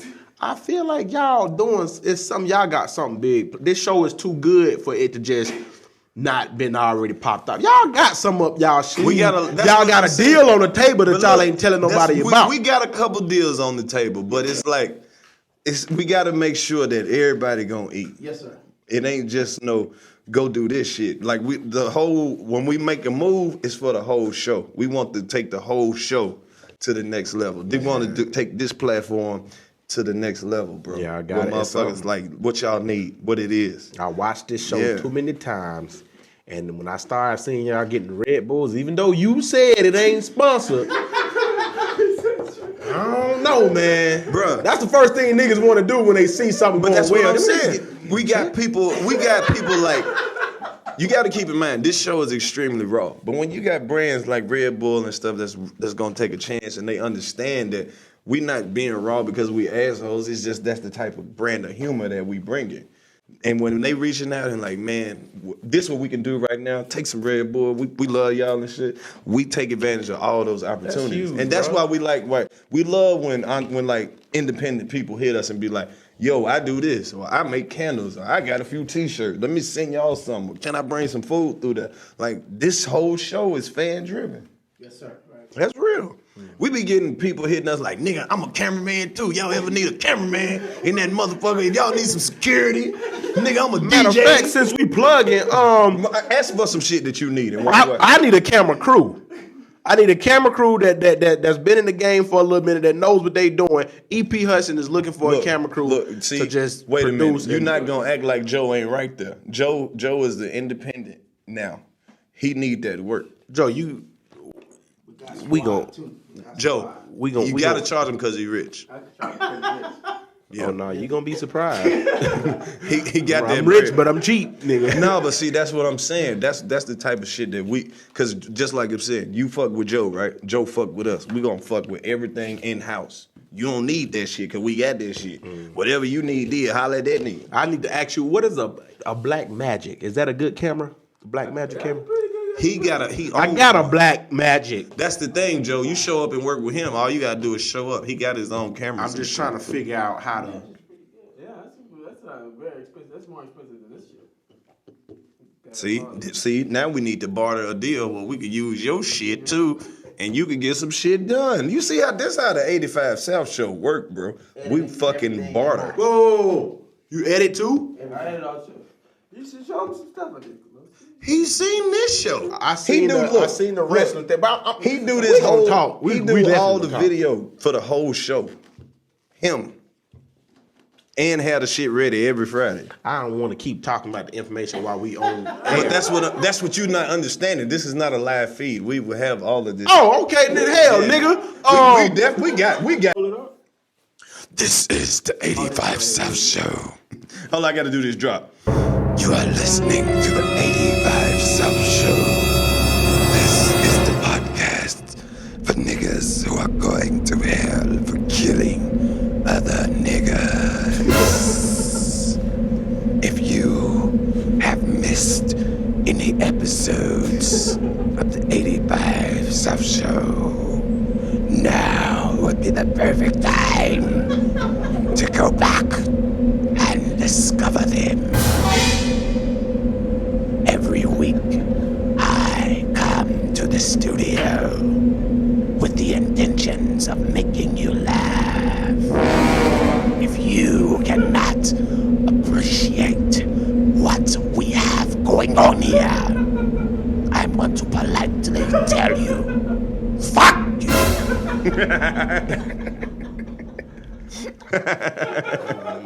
You can show me how to work the camera too, like you know what I'm saying? Give him some pointers, man. Yeah. Oh, me working the camera? Show him how to work his shit. Oh, Cause So he I can done do got some all shit. they done gave me all my equipment and it's just sitting there. So it's like I need to Yeah, man. yeah, I need to get on top See, of that. here we man. go, man. We building relationships out here. And that's what we got. We got to keep that type of shit going. It's the exchange of information, Cat. That's the power. And that's why they've been keeping black men separated for so long, because they don't want us to exchange the information. It's brothers out here thinking that brothers are your enemies when your brother is just what he is called. He is your brother. You should never have to worry about your brother. What Kool Mo D said, I ain't never had to run from no Ku Klux Klan, and I shouldn't have to run from no black man. Listen, I'm so sick of the Illuminati, bro. Yeah. Bruh, I don't know what Kanye West is going through, but I'm praying for my nigga, because losing your mother is the most traumatic thing that you can go through. And for you to be in a space where you already feel like people don't understand you, and now you have a reason to act out on your aggression, he gonna always look crazy, because people don't know. I lost my mama because people don't know what that shit do to you on the inside. It really makes you say fuck this shit. But really, we didn't see him acting crazy. That's what they said. Right, we never saw him acting crazy. Kanye been doing rants at his concerts since the nigga been headlining his own concerts. Now, what if it was some set up bullshit and you over there like, what the fuck? What you Right. calling them people for? Right, Now exactly. when people come, you like, Man, what the fuck? Right. with you? I don't know Now what they the make fuck you out to going be the on. bad guy. I don't think tell Kanye you is like crazy. that. I don't think the nigga schizo. I don't think he need no medicine or no shit like that. I think that motherfucker is really who he I say think he he's is on the almost- creative shit, and you never gonna be able to understand the person. I think like it's that. almost like anybody else. I think it's almost you got a due date, and just like Orlando Brown said, they call him crazy. That nigga said it was Prince time. He said, "Hey man, a lot of y'all." He said, "Yeah, like him being in the industry and deep into it." He was like, "Hey man, it was Prince time." He said that man was outside Walmart pacing back and forth. Like, what you pacing for? He's like, cause he know. He was like, man, the devil came to collect and do what he had to do. And a lot of people think it's crazy. They're not the devil himself, Right. but it's so, man, the industry is so demonic. I ain't gonna fake. They reached out to me. Oh shit. The Illuminati, like, the Twitter account did. Then when we first came out, That don't count. no, it does. It was the verified account, and it was at the time. You And they think the had Illuminati has a millions- verified Twitter? Man, come on. Them folks, them folks are insane geniuses. And them niggas, they hit me up and they was like, yo, DM me. And everybody was going crazy. They was like, man, don't go into it, don't get into it. Because I ain't gonna lie, like, to have that type of much power, when me and my brother first came out, I watched it with my own eyes. When we first came out, we had Twitter. Twitter is $1 billion corporation. We had whoever was behind Twitter watching my page, and I knew it because when you hashtag and you put up something like for worldwide that goes worldwide, I had 5 things that went up there. 5 At one time. I put hashtag baby daddy mixtape titles, hashtag this, and then I was watching it. As soon as I put it out, you look worldwide. This topic is trending worldwide. Boom, boom, boom, boom. And all them people was watching my page, and I was getting 200,000 followers a week, and it was just going up. So for me to sit here and come up with 5 hashtags, and all 5 of them made it, I'm sitting here watching. I'm like, somebody got to be watching my Twitter because I got so much influence right now. They putting up whatever I say to go worldwide. So then that's when that page hit me up and was like, yo, DM me. And the crazy thing, I didn't do it because just off of what I heard. Right. But to know that, and the slick thing about that page is it promotes nothing but good tweets. It promotes nothing but, it says the most logical stuff, and it gives you great feedback. But that's what they say, man. They say the industry, music industry, entertainment, all that stuff is called the perfect illusion. I think that is all one industry. Oh, it is. I think it's all one industry. I don't know about I haven't made it to those levels of success yet, and I don't know what I'm gonna do. They be talking about how I would have Drake. DM'd them back. I wanted to DM it back and see what the curiosity, but you get Drake on Punk. I don't know if y'all know about it, but everybody was talking about how the nigga was in the car and they tried to punk him, and the nigga was like, before they went out there, before Ashton Kutcher went out there, Drake was like, nah, you gotta get out. They gonna kill you. And he was like, the dude was like, nah, man, this is Punk. He was like, man, nah, man, I'm telling you can't be in here. They gonna kill you. And the nigga was like, well, who was they? Even Ashton Kutcher came out and was like, Drake, what are you talking about? He was like, oh, I'm on Punk. Oh, okay, I'm on Punk. And it's like, nigga, what the hell was you talking about? It's a lot of little shit like that you have to watch. Like, it's a lot of little motherfuckers who sneaking around. You start noticing little shit, but I don't really. And the genius thing about it is, the reason why they call them insane geniuses is because they hide in plain sight. Like I had to go back when I was watching a bunch of music videos. There's always one thing I noticed. It was I know what it's called, but it's this little animal with the horns, right? Yeah. It's in every video. It's in every single video. And what got to me was I was like, why is that in this video? Then you turn around and see this in this video, and then you turn around and see this in this video. Then I went back and looked at it got Omarion and whatever his name is. You got an icebox where my heart used to be. I didn't go look for it then. I was just like, you know what? Let me see if it's in this video. If it is, it'd be crazy. You know, right there by the fireplace. That shit always fucked with me though. It's like, okay, if this shit not real, if it's not connected to nothing, then why the fuck is it in all the videos? Jay-Z on to the next one. Like you hear the songs and then you see the video and that shit don't have nothing to do with the song. Even like the Kanye West shit, Running This Town. It's just nothing but symbolism. Like, what the fuck does this shit mean? Like, you'll watch a whole video. There could be a trapped out ass video. But then it's just like, what the fuck is this shit? It's just that Chris Brown, you start watching all this shit and they be like, okay, this is symbolic to this. And like, even if this shit's some bullshit, it has to mean something. Yeah, it gotta represent something because, okay, who would sit here and take a time to be like, okay, remember the scene where Puff Daddy was walking and he had the all white on and that's a symbol. Like, why the fuck would, okay, why that then? Mm-hmm. Why you keep, okay, so every time for this whole year, when a nigga do a video, they gonna have a scene in a white coat, in a white room. I don't get that shit. Bruh, I was watching the flow got it like, I don't know. I was watching the Chris Brown video. You start seeing patterns though. I was watching the Chris Brown video, and the first few times I watched it because I was liking the song. I ain't noticed nothing. Then they just had to add it in there. I watched it for like the 5th time. The nigga walked into a party, and this girl, it was a masquerade. Like, she was the only one. It was like 3 people. See like 10 videos like that. She had the mask on with the horn. I'm like, I'm so tired of seeing. So I looked it up, and what they call it is that's the symbol for the demon Baphomet. Right, the devil, pretty much. So basically, even Michael Jackson, when you looked at that whatever video it was, he was on some little disco floor, And the if you flow look light at up. The flow light up, and it's, But if it's you a look at pyramid Michael with Jackson, the it's eye. like 5 of his videos where the flow light up. Go back to fucking Billie Jean, the whole concrete shit. Like, And they tell then you you this see a right Chris here, Brown video. It's the same shit. Michael Like, Jackson took a picture like this. When I he was don't a kid. understand it, mate. It's He so took a much. picture like this when he was a kid. And I'm like, Beyonce throw it up. I'm like, why does every right. major person throw this Exactly. up? You can find Boom. pictures of every celebrity doing the exact same shit. Because they say it's 6. It's the I don't know, man. I mean, we are in the industry though. One day we might have to do this shit. See, that's the thing. You gonna quit and work at the post office? No, what they gonna do is how it's supposed to work. It depends on how big your influence is. That's why I said, like, for Twitter to have that, to look at me like that, and then all of a sudden, them niggas ain't never checked for me. And all of a sudden, hey, bro, what's up, man? Hey, that's all they did. Hey, at Emmanuel Hudson, yo, DM me. And it was short, sweet, and simple. Never did. They ain't never messed with me again, but You to fucked know up. You ain't gonna make it. to know it's certain levels that you got to cross. You blew it. I probably did. You blew it. I thought you was crazy, bro. That's it. But then, like you said, it's that curiosity, like, bro, maybe these niggas lying, I but feel like if you get too much stuff. that much, like you said, that much money and that much influence, you gotta get with something.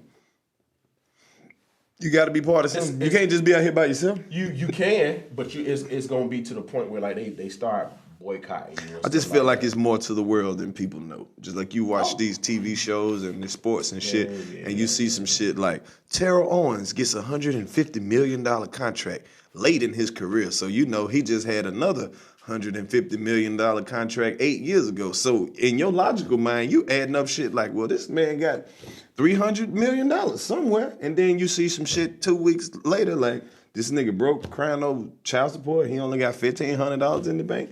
What happened to that man's $130 million? Shit like that. And then it's just like, I remember being in school, right? And my fucking teacher saying, oh, it'll take you X amount of dollars, X amount of days to spend $1 million. If you had $1 million, you could spend this amount of money every day for the rest of your life. $1 million. I remember hearing this shit. Now you see this shit and people spend $200-300 million. Where the fuck they spending this money at? Oh, it ain't nothing to spend $1 million. You can get $1 million and buy $1 million house. $1 million gone. But like you said, bro, you ain't lying, bro. It ain't no way niggas is getting deals and then all of a sudden, oh, the deal didn't work out. They already got right. Just with the president election, they know who's gonna be president 4 years, 5 years before it come out. Right. We know certain stuff got to happen, so certain stuff can't happen. They might fuck You know around what and I'm shoot saying? us for saying all this kind of real shit, though. We might get shot. If you come up missing, I know what it was from. Because you threw up the gang sign and everything. Breakdown. Yeah. Bro, I was just telling him, bro, the iPhone, bro, ain't nothing I can do. No, about this it. crazy. The iPhone, The 85 South Show popped up on my phone. And I ain't never save one of y'all numbers. The iPhone knows exactly who the fuck you talking to. It's in conversation. Just like you said, it'll say maybe 85 South or some shit. Exactly. You know, that's anything that you Google on your phone, they gonna start sending you ads for that shit. Yeah. Because they look at what you interested in and all that Right. crap. Just like with Instagram, right? You know how motherfuckers will say, oh, somebody reported my picture. No, the fuck they didn't. Instagram know exactly what the fuck you posting. Because if you go to your search page, they'll tell you, hey, we figured just off the shit that you like, that you will like this. How do you even know what this picture is for me to be liking it? They got some kind of software where they recognize the contents of these pictures because they can't link. You like a picture of a car. You go to your Explore page, 500 pictures of cars. How the fuck do they know that you like the picture of a car? It's that specific. If you like a bunch of pictures of the Instagram hoes, you go to your search page, Instagram hoes. It says based off the photos that you like. So when you telling me that they got the software that can tell you what's in this picture, what's not supposed to be posted on this shit, and all of that, I'm not gonna believe that. Ain't nobody have to report your shit as spam. That's just what they tell you, so you won't know that they have. Ain't nobody really saw no fucking picture and was like, I'm about to report this or I'm about to flag this. Because average motherfucker who go to your page and see some bullshit, they just gonna skip to the next shit. But that's and the crazy part is, nigga, like, the nigga Batch, he texted me and was like, yo, what's name is in town, he wants to do a video with you. Like, Logan Paul is in town, he wants to do a video with you. He said, I'm gonna give him your number. That's it. The nigga Logan texted me, and instead of a random number popping up, it said, maybe Logan Paul. I mean, you know who you know it's Logan Paul.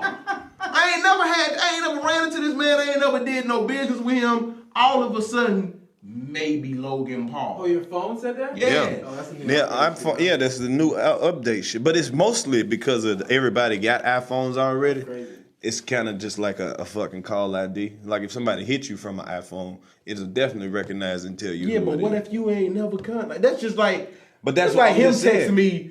But it's just like if your it's this. phone in your name and you called him and it'll say maybe Emmanuel Hudson. He don't have to know you. It's just gonna be whoever name on the account. But that's the crazy thing about it, nigga. You ain't mentioned no numbers. You just said Logan Paul in a text message. Right. What your name got to do with a random number? And then when they text you, maybe Logan Paul. Bruh, if you It's just don't, a random number. At least let that nigga introduce me, because that nigga gonna be, what's up, Logan? Hey, how'd you know it was me? this the real life matrix, bro.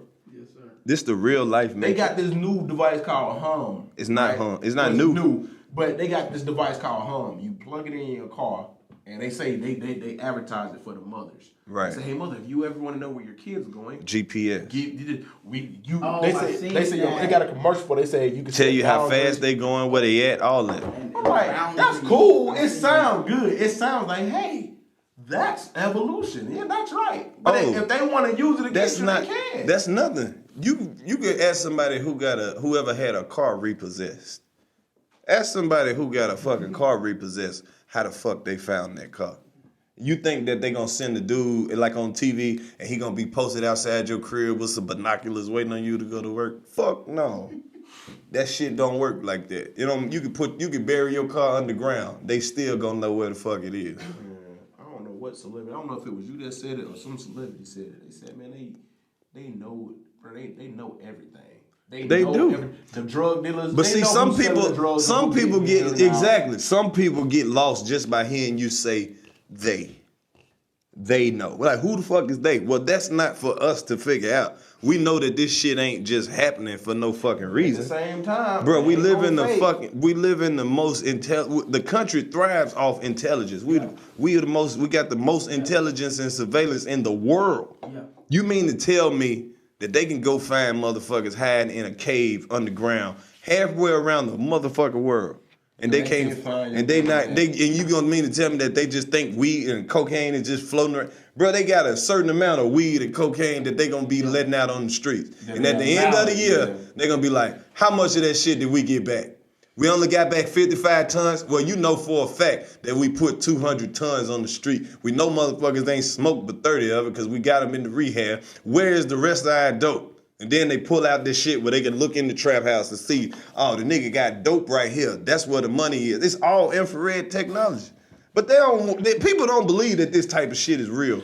But the stories come out every week. New York Police Department undercover for having X-ray vans parked around the city, going through people's pockets and cell phones and shit. The crazy thing about it is, bro, they've been doing stuff like that just by all the stuff you just named. Bro, by the time we find out what the technology is, that shit already old.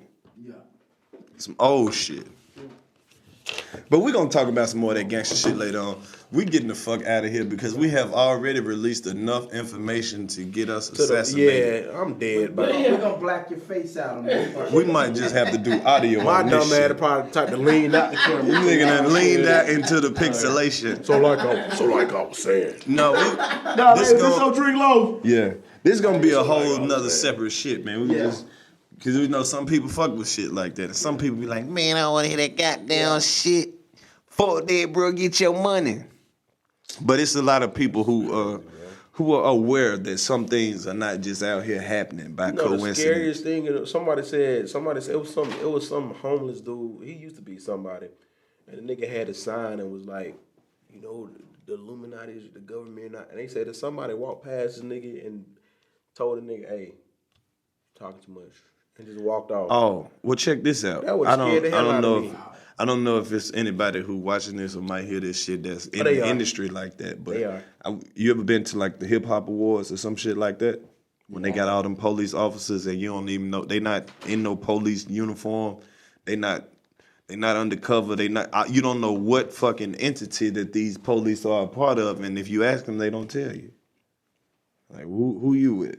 They just, you know what I'm saying? It's a lot of shit like that. I didn't know that shit. Like, I got jumped out on by the DEA at LAX because I bought a ticket the night before I flew out there. My ticket got flagged. So as soon as I landed, this white man just walked up and was like, "Hey, what's up, Karlous Miller? How you doing? What are you doing here? And I thought it was. When'd you buy that ticket?" I'm like, "What? Who are you?" He was like, "When'd you buy your ticket? What are you doing here? Where you staying? You can come over here and talk to me." I was like, "I'm not going nowhere with you." He pulled his badge out. He flashed it. He was like, "Come over here and talk to me real quick. Yep. What's in your bag? You mind if I search your bag?" And then 3 other police officers came up and they had the dog sniff my bag and shit. And then when the shit didn't hit, they just dispersed into the crowd. That happened to me. The nigga took my wallet and everything and went through it to see how much money. He was like, "Oh, you got a little bit of cash, or what are you doing? Who you?" But I guess it was because I was going to Canada. I don't know. And the nigga was like, Talking "Well, about who some you custom staying- shit? Who you? No, this was matter of fact. No, it couldn't be. When On I the got to US Canada. side? The US side. When I got there, nigga said, "Where you going?"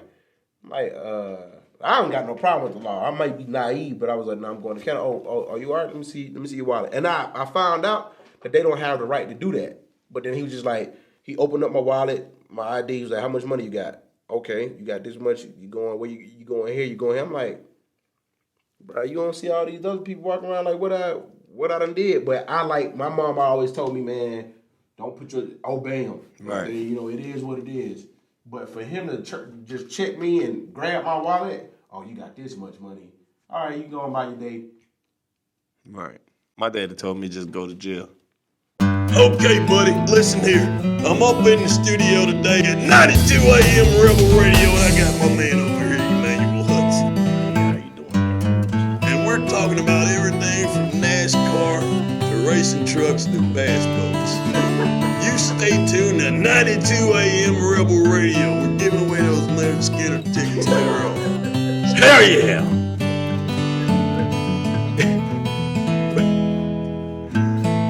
I did a song like, I ain't gonna. Hey, listen here.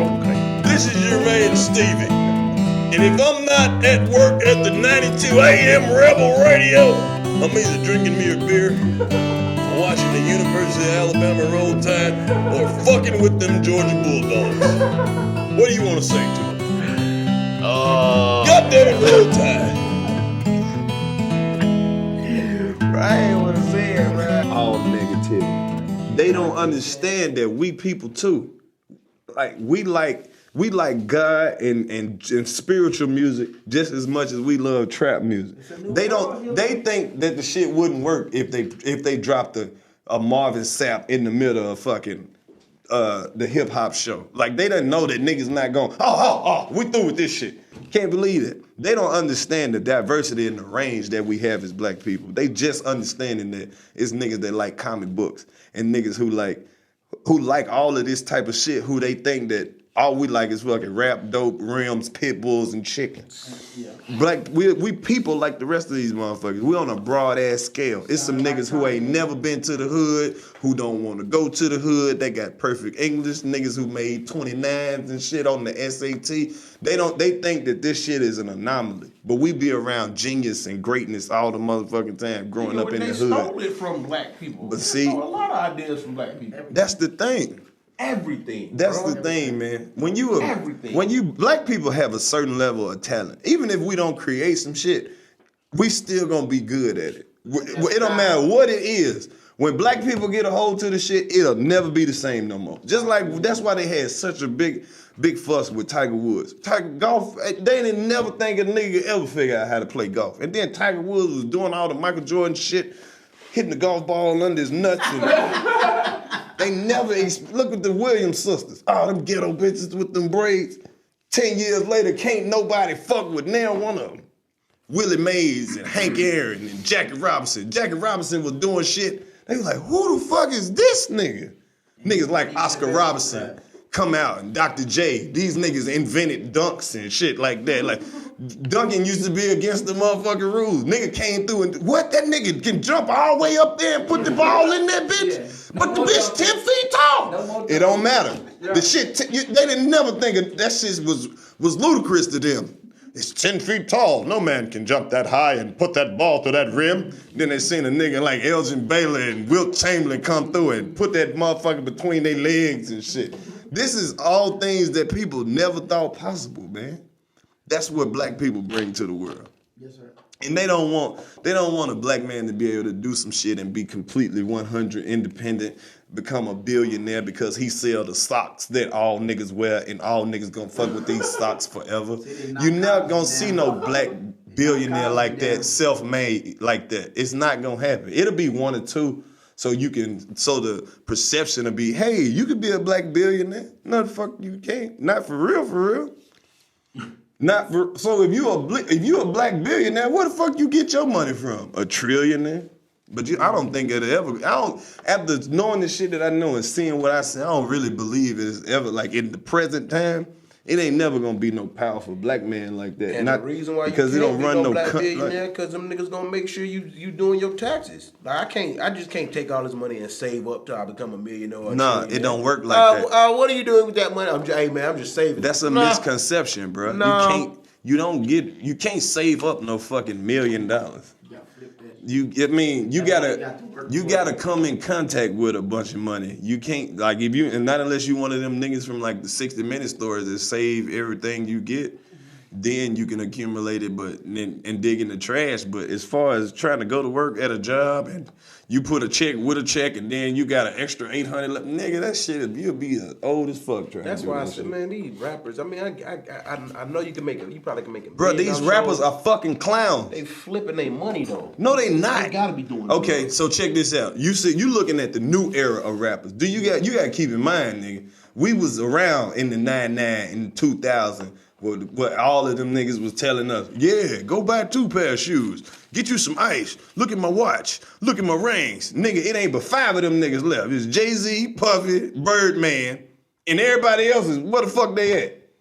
On Unsung, VH1, Love and Hip Hop.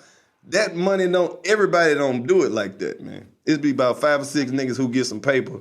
50 Cent, Eminem, Dr. Dre. Nigga, but the average rapper who just rapping and doing some shows, nigga, that shit ain't gonna be around. Talking about that materialistic stuff. Oh yeah, that's why. That's the thing. I thrive on making timeless, not just timeless music, but I thrive on making timeless content.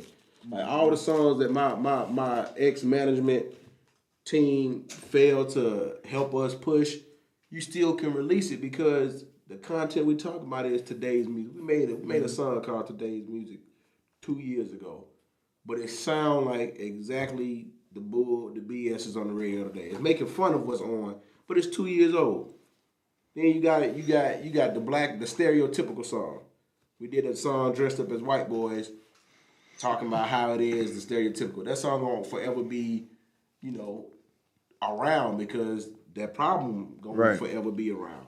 And these days, man, no shame to them, but when you got niggas talking about dick, pussy, gun, all this stuff, and every single bar. Yeah, every bar. It's like, bruh, you ain't talking. Like, more power to you because you getting your money, no hate, but you ain't talking about nothing. You ain't talking about nothing. That's why Lil Bruh said it, bro. We don't move like these people. We got endurance. It's quality over quantity. We might not put out a bunch of stuff and it just, we forgot about them. But when something do drop, it's gonna drop. And you can be like, we forgot about them. These niggas still like I said, Questions Part 3, released that 4 months ago. It peaked at, like 397,000. 4 months ago. Some girl on Instagram that does a lot of Instagram videos, she reacted to the video and everybody going crazy for the song now. And I'm just sitting here like, bro, we been doing this. Hey, welcome back to the 85 South Show. My name is Karlous Miller, and this is Emmanuel Hudson. He got 200 million views on YouTube. That's my nigga. That's a lot of motherfucking views. But you know how social media work, though. If everybody ain't already fucking with it, then ain't nobody fucking with it. Mm-hmm. It's the right. And then, that's crazy that shit happened to you because you are an influencer. You got a lot of social media influence, and it took somebody else to come through and be like, hold up. y'all missed this. We ain't fuck. You know what I mean? Like somebody else had to come But through. that's the whole thing. That's the Right. whole part. That's the whole part of evolution when it comes to this social media stuff, man. Like that's why people tell me all the time, it's like, hey man, you gotta go with the flow, man. I understand you old school, but dog, you gotta keep up. And not saying they wrong, that's when it hit me. Like for an old girl to reenact a video that we done already did, and so many people world start picking it up. All these pages with 500,000 followers, they picking it up. And it's like, yo, what song is this? What song is this? What song is this? And then you go through the comments, you got people saying, that's Emmanuel and Phillip Hudson song. Oh, where am I go? Then you go back to the YouTube, now it went up 100,000 views. Right. So now people like me and my brother, we ain't going nowhere. Either we gonna be responsible for some of the people y'all sitting here going crazy over, Right. or y'all gonna know. The talent ain't going nowhere. But it's just that now you got to move that talent over from YouTube to Instagram or somebody. Transition. That's how Lil Yachty actually got on. Some YouTube comedian, he was doing this thing, and he acted out Lil Yachty's song, I Know You Want This for Life. Everybody watched the video and was like, this video is funny. But what song is that? Right. Once they found out what song it was, boom. Same thing with Bobby Shmurda. Matter of fact, before the song even took off, I went to his page and found out where the dance was from. That song was out, it was out for I want to say from what I can remember, it was out for 2 years and it only had 3,000, 4,000 views. It had been out for 2 years. But as soon as they started taking that little dance he was doing and putting it with every song, niggas was like, all right, we got to see the full video of this nigga dancing. Right. Then they went back and found a video. Now this been over 100-some million views. This nigga done took off. So it was like, you know what? This is how I found the Bobby Shmurda video. I actually click on the videos on World Star. I'm that type of nigga. I roll up some blunts and I be like, I'm gonna see what these niggas. I like to see, okay, because when I'm seeing some shit on World Star, the way World Star used to be set up, it ain't just, hey, pay your money and get on World Star. They used to have the hottest nigga in Florida, or a cold nigga out of Nebraska, or a nigga from a part of, Palo Alto, California, or some shit, San Bernardino. But this nigga be hard where they from. So I'm sitting there watching the video. I'm watching this shit. I'm like, this Bobby Shmurda, this young nigga, he hard, but this young nigga needs some bread. Cause I'm watching the part where he do the little dance, the nigga ain't got nothing but some jogger pants and a white tee. So I'm watching the shit, and then the first shit I was like, this nigga threw the hat and the hat never came back down. I'm watching the shit, I ain't thinking that the shit about to blow the way it's about to blow.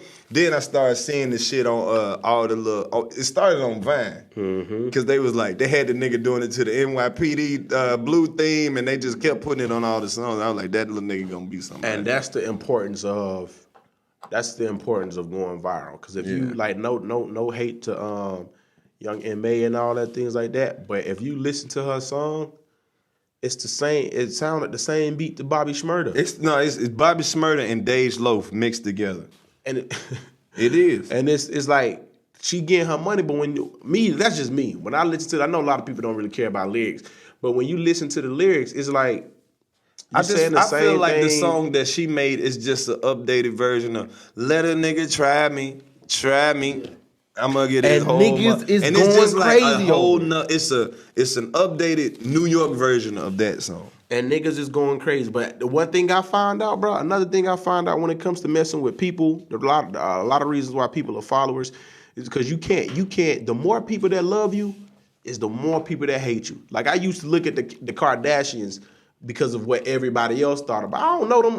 Them probably some of the coolest women. I would look at them and have my personal opinion about it. Right. But if you think about it, so many people hate on them because so many people love them. And I found myself. That's when I realized I was like, wait a minute. I don't know the girl personally. Right. These people criticizing her. She may be a cool little female. But since everybody is going crazy over her, you got the main people coming in like, what you mean? She ain't even all that. That's how I feel about get her Khloe. money. How I feel about Khloe Kardashian. I feel like she's been through enough, and I just want to love Khloe. Didn't Khloe get surgery and stuff? I don't think so. I don't know. She always been the big little sister. I ain't gonna fake. They called her out on her Photoshop. Yeah, I felt like Khloe done been through enough, and she seemed like the type of white girl who was just trying to be down, and then she ended up crying at the hood party, but she didn't leave. She got back cool after she cried and hit the weed. Man, this bro, and you know, I mean, he been like he be coaching me and giving me a lot of advice and stuff, man. And I'm seeing it. I be telling you, stop arguing with these motherfuckers. It only comes with, but see, it only comes. Some people have to get when you tell somebody it's raining outside. Some people got to get wet to believe you. Right. They ain't gonna sit there. Oh, it's raining outside, nigga. Let me find out from experience is the best. Is the best teacher. And the thing about what's wrong with these followers today or what's wrong with these people today, if you tell them experience, they take everything too literal. Right. If you say experience is the best teacher, most of these people won't even go to school because they don't see experience on where experience teaching the class at. I don't like how motherfuckers think you supposed to do it for them. Boy, Like, man, listen. Oh, I see you doing your thing and I see you getting success, so tell me how to get some, but put me on. Like, nigga, do you understand that, like, I can't put you where I've been? You got to do what I did for the last 10, 11 years to be where I'm at. And it ain't shit that I'm going to be able to say, hey, well, if you do this, and then you can get put on. Because ain't nobody put me on. Nigga, I just exactly. kept on And that's working. why. And I try How many videos, let me ask you this, since we talking about the grind, how many videos did you do before one went viral? How many times did you do this shit for free? Or how many times did the shit not hit? People don't keep, they act like that part don't exist. Yeah. Like they gonna overlook all the hard work. It's a bunch of them, man. It's a bunch of them that don't. It's a bunch of them that don't hit, and it's a bunch of them that do. Like some of the videos we put out, some of the skits we put out, it really don't be for. It's for the followers and for the fans, but some of this stuff don't get. Like if we not Ratchet or if you're not if it's not in your face comedy, it's not going. People don't like thinking. Like we put out a skit called the Blind Basketball League. That shit was funny. But see, it's funny to you because you understand comedy. You understand the puns we use in there. Right. But to the average person, they gonna be like, okay, where's the songs at? We want the songs because I don't get it. I don't get this. That's fine. Because the producers for Comedy Central and stuff, they know the talent that's within that script. So, like I said, man, since we talking about the grind, man, like you can't. People ask me all the time, and they call me rude because I don't have an answer to give you. Hey, man, I get a lot of emails. Hey, man, I'm just now starting my YouTube channel. I want to know how I can What should I do? What should I do? How can I get fans? And then if you give them an answer like, hey, you just gotta be you. Just keep up the good work. Oh, man, go on that bullshit. Well, see, that's how They niggas want do you when to they say get some on. shit like, hey, man, first of all, you got to log into this website, pay them Exactly. $25, then 3 million people going to show up on your page and watch your shit. Then you out of here. That's exactly what they be, and you can't really tell them nothing. Like you can't just say, "Hey, nah, you got to grind." Right. All right, nigga. All right, man. I got a homeboy But that's right what now. I was saying earlier, though. Like, whatever you do good, do that shit to death. Because somebody going to see that. I wasn't saying just be a motherfucker, a clown. But what I'm saying, whatever your talent is, man, a lot of people be scared to embrace their talent. Nigga be a real motherfucking gangster. But this nigga a real chef. You know what I'm saying? They really know how to make beautiful plates. Embrace that shit, because I feel like it's disrespectful to God to waste your talent. Mm-hmm. If God blessed you with any kind of talent, whether it be beautiful handwriting, or you the type of nigga that can make little animals out of old leather belts, do that. You know what I'm saying? I'm just saying whatever it is, because it's like whatever the fuck you good at that shit for a reason. And that's the talent that God gave. Like, nigga, somebody need them. It's some kids who fuck with them little animals you make out of leather belts. That's where your money is. I've never really got to tell the story about how I came, like how stuff really fell in place ever. Out of my whole success, I've never been on a show where they say, I want to know. I had the opportunity, but it fell through. They were going to pay me to come on a show, and while they was interviewing me, I was supposed to tell them from day one all the way to how I became successful, and they was gonna paint the story. Right. They was gonna paint it, but for some reason, you know, it never fell through. But it's a lot of stuff that, you know what I'm saying, I really can't believe it happened, and then it led me to this day. Like even when I was little, my mom was she was in the drama ministry at church, and we had to stay around for rehearsals. I'm doing my thing. This probably I was like 8. I'm doing my thing, whatever I was doing at the time. The director looked at me and he went to my mom and he was like, "Watch that kid. That's your son. Watch him one day. He's gonna be famous. He's gonna be famous for acting or something." This is 8 years old. Right. My mom didn't think nothing of it. Boom. I go on about my business. As I get older, 10th grade. This is how everything really got started. when I was in 10th grade, one of my best friends was like, "Hey, I'm in this acting class, and we going to Orlando for a week. Everything paid for. We gonna be with these girls and this, that, and the third." I ain't never acted in my life before, so I'm looking at him like, "Man, I want to go, but I want to go because these two bad hoes gonna be there, and they paying for a hotel." So, and I ain't never been to Orlando as no kid. Right. I try to join. The teacher, she said no. So then she came to me and was like, "Hey, you know what? I know you tried out for this and didn't make it, but I have a play coming up. I want you to be a part of it." I looked at her like, "Man, I ain't finna be a part of no stinking play. I ain't finna be wearing no tights." This is when I was doing theater. I'm not finna wear no tights. I don't know how to act. I don't want to do none of that. Forget it. So as months go by, all my friends talking about stuff they gonna be doing this summer, or all they gonna be doing this. And I realized, sure, I don't be doing none at the house. I said, forget it. I'll stay after school with my friends' stuff. So I signed up for the play. Out of 200 men tried out for the play, I got the lead role. And this was, I had to watch like 12 people go before me, and the teacher was writing down notes. And she's like, "Okay, next." So as it was getting to me, I got nervous. I was like, "Man, I'm just finna go all out, man. Just do what I gotta do." Went out there, did it. She said, "You got the lead role." And then from that day on, I was getting lead roles in all the plays. And then next thing you know, the teacher, she was such a good drama teacher, they hired her at a new school. So she had to move. This is my senior year. So then I was like, well, I just found out I like acting, so let me go ahead and take drama. But the teacher that was studying under, she moved to a predominantly white school. So then she influenced and persuaded my mom to take me out of that school just to go to this brand new white school that I ain't never been to, just to continue acting. So then I was like, "Mom, I don't want to do that. I got my girlfriend here. I got all my friends here. Don't take me out of school just to put me in an all-white school. I don't know nothing about that." My mom was like, "Man, shut up. We gonna do what we gotta do." Took me out of the school, tried to get me in the all-white school. They denied me, and it was like, the only way you gonna get into this school is if you go to this school first and then get a special request to come to this school, because you get your house you living in, it don't match up with the jurisdiction. Yeah. So my mom was like, "All right, we're gonna do whatever we got to do." We went to this was Fayette County. She put me in Fayette County, and I was trying to get into McIntosh. So we went to Fayette County, and they denied me special requests. So I was like, "Hey, Mom, well, I can't get in. Are you going to put me back where all my old friends in the old school?" She said, "Nah, it's too much paperwork. You got to stay where you at." So now I'm in a brand new, me and my little brother in a brand new school that we ain't never been to before. And I got to finish my senior year because you don't want to do some paperwork. All right, man, whatever. So then I joined drama there. The first time I acted in that school, I got the lead role of in a play called Guys and Dolls. Nathan Detroit. Never seen the play before in my life, but they told me I played that role. It was like a Frank Sinatra type theme play. Played it to perfection.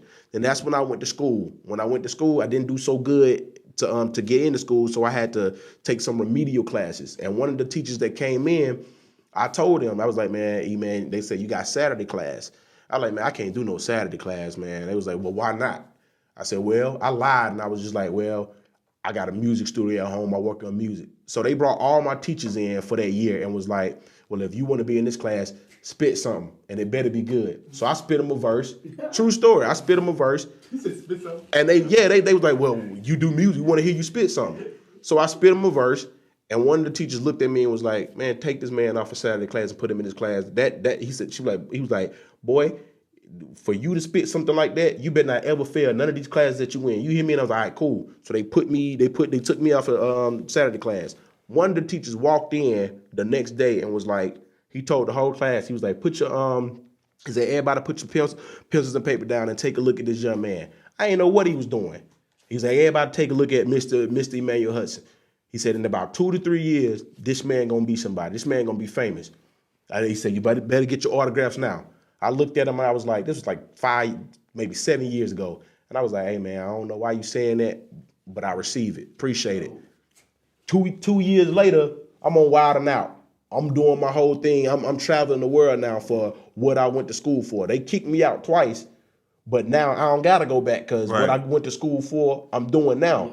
So it's a lot of stuff in my life that I ain't even, my ex-girl, when I was doing plays at Fayette County, my ex-girl, her father came to the play and I still got it. He brought me he ain't never seen me act before, But he brought me 2 utensils, writing utensils. One was a pen and one's a pencil. But both of them had my name engraved on them. And then when he gave it to me, I was like, "What's this for?" He said, "Man, after watching you act on that stage, man," he said, "these gonna be your autograph pen and pencil right here, because people gonna ask for your autograph."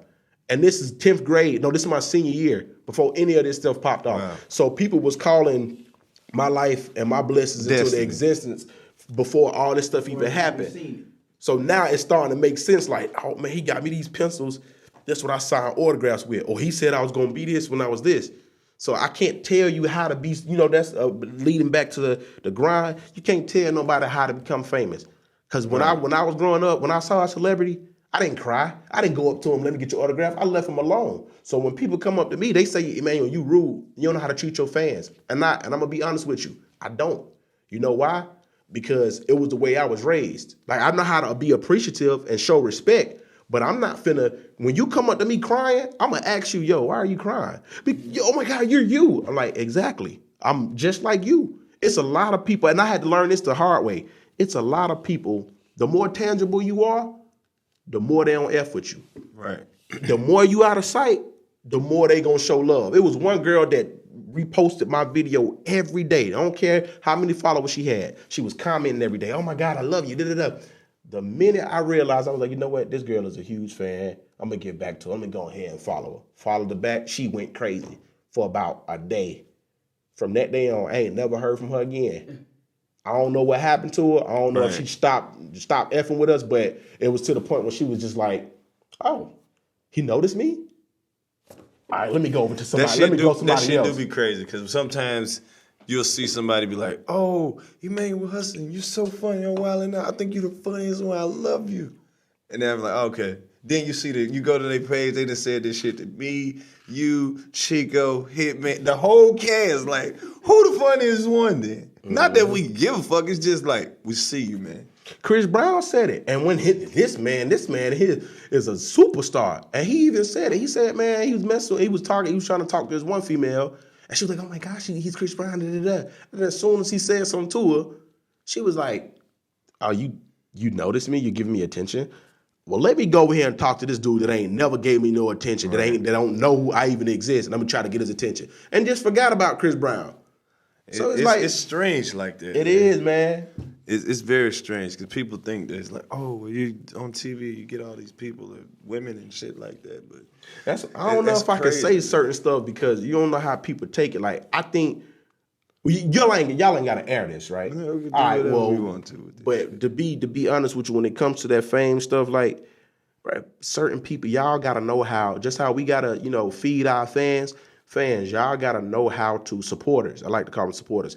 Y'all have to know how to treat us when we're out in public. You can't be disrespectful, and it's a lose-lose. That's one of the reasons. Even if you playing, sometimes the shit come across wrong. Man, it be that, and it's to the point where if you see me with my mom and you see me stuffing my face with pizza, do not come over. Listen, just do not come. If you do not come over to the table and say, "I don't mean to bother you, but can I get a picture with you?"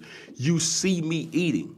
You see me eating. It was one girl, and this can go both ways. I was walking in the mall, and I ain't spend time with my mom on Mother's Day. So I wanted to take a shopping through the mall, right?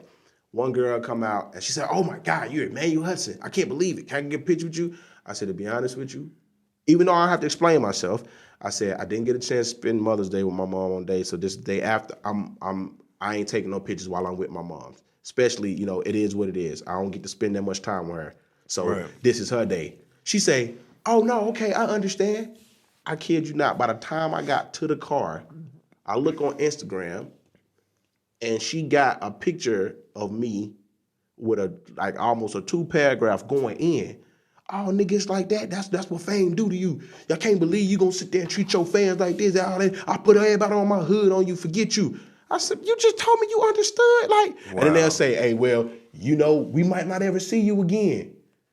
I can't, life ain't fair. I can't do that. That ain't my fault. But you can't tell fans that. You can't tell them that. You can't tell supporters that. You can't say, "Hey, don't do that." What? Or who you think you supposed to be, nigga? Right. But I can tell you about your shoes and my shoes. These are new pair of shoes. I've been in your shoes, your place before. You ain't never been in my place before. You have to be you have to get famous somehow. That's why Chris Brown and all these celebrities, they don't F with people that say, hey, here's my mixtape. Because they had to do what they had to do to get there. And then once you already popping, then one hand can wash the other. I'm not finna sit here and put you on. Because I gotta continuously feed mouths. Right. So don't come to me with your new I might take a chance on you. I'll never put that out. Hey man, hey, baby, listen. Hey man, hey, hold up, baby. This is 85 South Show, baby. And by the time that shit kick in, man, shit, baby, we might be on episode 77, baby. Stay tuned, you understand? Let me get $10, baby. That's how we do this shit, man. We be in here, we fuck around a little bit, and we just drop gangster shit all in. It's one thing that people don't understand about getting put on. If a motherfucker can't make no money with you, Exactly. not off you, but with you, then you're not even an investment. You're just looking for a fucking handout. Nobody gonna fuck with you if they can't make no money with you or off you. You gotta have a commodity, something that you can sell. If motherfucker, that's when people say you have that star quality. That means you can do more than one thing. Like, nigga, you could sell cars or you could sell insurance or fucking be a TV star. Some people just have that quality that make people fuck with them. And some people just don't. Some people are super talented artists, but they don't know how to say, hey, I'm a fucking artist. Just walk around with a dope-ass notebook in their backpack full of the dopest shit you ever heard, scared to open their mouth to let people know this what they really do. And even as being famous, you got to take that risk because you can't, because they'll look That's at the you. hardest part about being in the entertainment industry. Once people accept you as an entertainer or an artist or whatever, and then you have some good shit. You got a fire product. Now you got to meet those expectations every time. They're not gonna give you that room to experiment. I wouldn't even say that's hard because as long as you stay true to yourself, they gon' F with you. But what I mean is, but you know how hard it is for people to accept new shit. Yeah, but at the same, just like with you with the Ratchet shit. Mm-hmm. Now they think every song you do is supposed to be Ratchet. Mm-hmm. Now you know what I mean? They just. But what I was saying, if like let's say I rap and Karlous rap too, but I'm more known and I'm famous. If Karlous comes to me, this is where it can go both ways, just being an entertainer. If Karlous says, hey, boom, here you go, here's my mixtape. And I even tell him, I said, bro, I ain't finna, like, you can't do nothing for me. You know what I'm saying? Not to be rude, but just to give him the game. And I toss his mixtape, on about my business. If he blow up, and then I come back to him and be like, all right, let's work. You can't sit there. You can look me in my face and be like, nah, nigga, don't try to be on my team. Don't try to fuck with me now, nigga. It's like, bro, it was never like that. You couldn't do nothing for me. Like right. Drake, I used to wonder why Drake charged niggas $100,000 for maybe an 8-bar verse or a 16,000. That verse about to change your whole career. Your whole freaking life. And I'm not gonna be with you on your shows. I'm not finna get no money off the back end. Right. So nigga, it's gotta be some type of compensation, man. I need all this now. You think I'm busting your head wide open for $100,000? Imagine how much money you gonna make. You gonna make millions in my and absence, millions. right?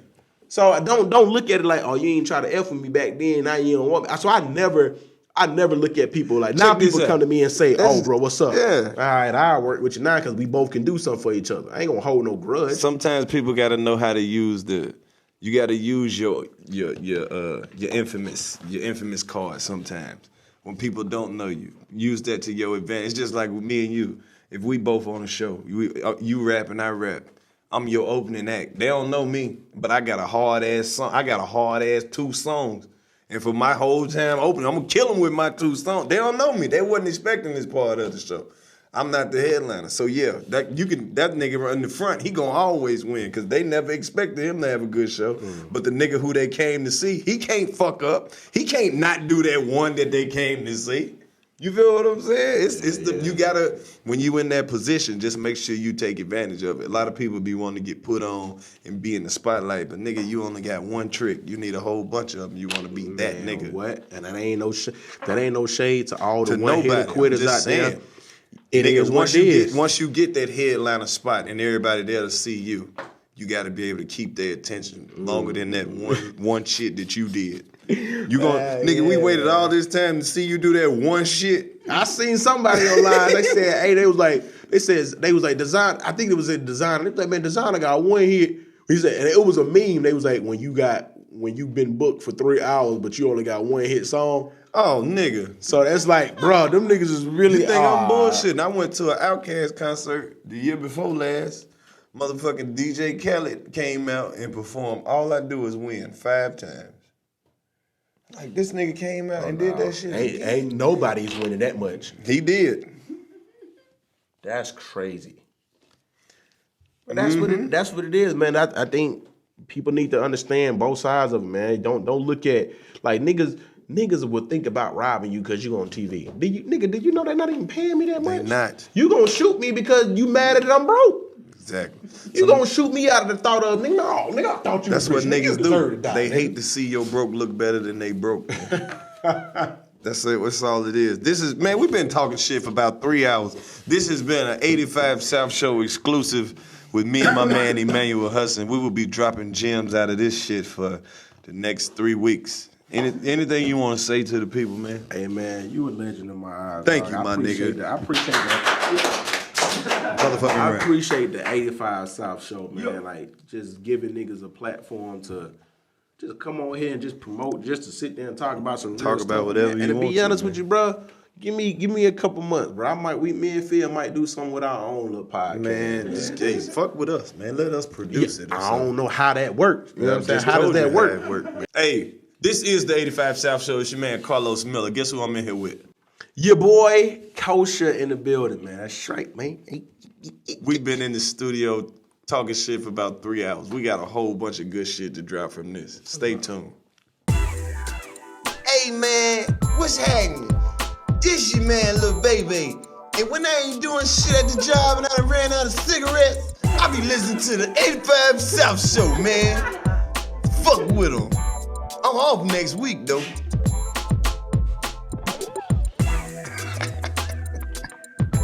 Bro, you gotta get it. This is the type of thing you just, bro. This joint is magic. This joint is just, nigga, to be able to just sit and talk about nothing but it be something at the same time and people love it. Right. How many millions of views y'all at now?